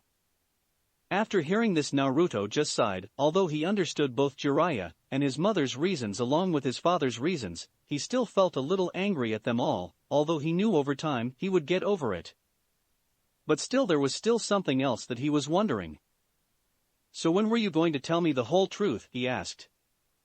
We had planned to tell you about your father right before you would go to Konoha, well, we were going to tell you about the Kyuubi about a year after once you had fully settled into Konoha, said Tsunade. Which Naruto nodded, accepting it, since although he did not like the way they did it he still understood why. If I may, there's something I would like to know, spoke Shizune for the first time as she had been watching the whole event from the sidelines. And what's that One-chan? Asked Naruto. How did you know about Jinchurikis in the first place, since none of you's ever mentioned them to you, spoke Shizune. This also got Tsunade and Jiraiya curious, since they were wondering the same thing. Normally a question like that would worry Naruto, especially as he wanted to keep his meeting with Killer Bee and the others secret from his mother and the others. But thankfully Naruto had come up with a believable excuse, since he knew something like this would come up. This was why he waited a while to ask them about the Kyuubi and Yondaime, since he needed time to come up with a believable excuse to tell them.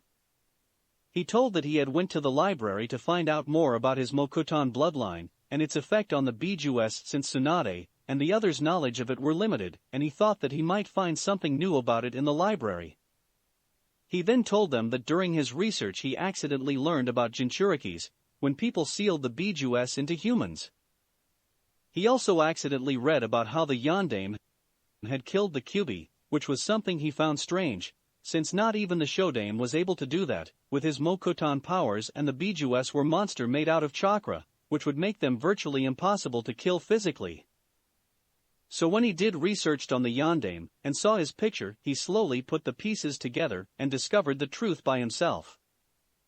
Thankfully Tsunade and the others believed Naruto, since technically the story was half true, which made it all the more believable to his mother and Jiraiya, as well as Shizune. Once all the questions were answered, Naruto then turned to Jiraiya. Aro-sennin, do you have any of those pieces of paper that are made from those special types of tree that allow you to find out what nature affinity you have? Asked Naruto. Yeah, I have one, but why do you want one? But we already know you have earth and water affinity thanks to you have the Mokuton bloodline. It would just be a waste of time for you to use it, replied Jiraiya. Well, you see, during my medical studies with One-chan I read that a lot of times children will often inherit their affinity from one of their parents and in some cases inherit two nature affinities from both their parents, and I read that the Yondaime had an affinity to wind and lightning, said Naruto. But there's no certainty that you will inherit any of your father's affinities. Most people are only born with one and sometimes at a completely different one from their parents. Sarutobi-sensei's own son Asuma has an affinity to wind, and neither sensei nor his wife had an affinity to wind. The only reason you were born with two affinities is because of your Mokuton bloodline, since the only reason why many bloodline users are born with two or more affinities is due to their bloodline abilities. The chances of you having another nature affinity that isn't connected to your bloodline is about 1,000,000 to 1 if not more, spoke Jiraiya. Just humor me, Aro-sennin, since it can't hurt to just try and see what happens, said Naruto. Fine, grumbled Jiraiya as he found this to be a waste, but decided to just prove to Naruto he could not have been born with any other affinities other than earth and water. Jiraiya then took out the paper from his side pouch, and then held the paper to Naruto for him to touch. When Naruto did, Jiraiya's jaw hit the floor along with Tsunade's and Shizune's when they saw the paper cut into 3 pieces as it fell to the ground. Where the first one turned to dirt, the second became damped and the third crumpled up, showing Jiraiya and the others that Naruto had 4 natural nature affinities, 1 for earth, 1 for water, 1 for wind and 1 for lightning. Impossible, thought Tsunade. It can't be, though, Shizune. How the hell is this possible, thought Jiraiya. Jiraiya, are you certain that there's nothing wrong with the paper? It must be defective or something, said Tsunade, as she still could not believe that Naruto had 4 natural nature affinities. No, there's nothing wrong with, I certain of it. I picked it up a while back with a few others and they all worked fine, said Jiraiya. But how can Naruto have 4 natural nature affinities? Said Shizune. I don't really know, said Jiraiya. I can explain his earth and water affinity easily enough. But as for the lighting and wind, well, it obviously came from Minato. Since he had both, but he naturally had an affinity to wind and later trained to get lightning, he didn't have it naturally. Like I said before, for Naruto to have both his mother's and his father's nature affinities were about over 1,000,000 to 1, more so when he got Minato's lightning affinity natural instead of training for it like he did. My only answer was luck of the draw, where Naruto was one of those very lucky few that were allowed to inherit both his parents' nature affinities, replied Jiraiya, as he was still baffled at what just happened. Could have it because of the Kyuubi? Asked Tsunade. Possible, but I doubt it, since other than his quick recovery and healing, all other effects that the Kyuubi may give would be nullified by Naruto Mokotan bloodline, said Jiraiya. Naruto, did you know that this would happen? Said Tsunade, since considering that Naruto was the one to push for it, then it was likely that he knew about it. No, not really. I suspected that I might have inherited one of the Yandame's affinities, but I didn't know for certain, lied Naruto, since he could not tell the truth as to how he knew he had 4 nature affinities. At this, Tsunade frowned, since she suspected that Naruto wasn't telling her the truth really, but she decided to let it go for now since she knew that Naruto would eventually tell them the truth when he was ready. Besides, she wasn't going to look a gift horse in the mouth, where her son had 4 natural nature affinities, which would help him greatly in his training and would give him a big advantage in the future. So, what will we do now? Asked Naruto. Well, we're going to train you a lot harder now, since you need to master those new nature affinities you discovered, and even though none of us have those affinities, we will help you the best we can. But it will still be hard, since like with Mokotan you won't have us to show you firsthand to do jutsus that involve those elements, said Tsunade. That's okay, I master them both in no time flat, said Naruto with a grin. At this, Tsunade and the others smiled, since if anyone could do it, it would be Naruto. Okay Gaki, I guess we better start work again now, said Jiraiya, as he and Naruto went out to train again. Naruto-chan certainly is full of surprises, said Tsunade, to which Shizune nodded with a smile. That's it for this reading. Hit like and subscribe for a free ticket pass going to the different worlds of anime fanfictions. Looking forward to having you on board again.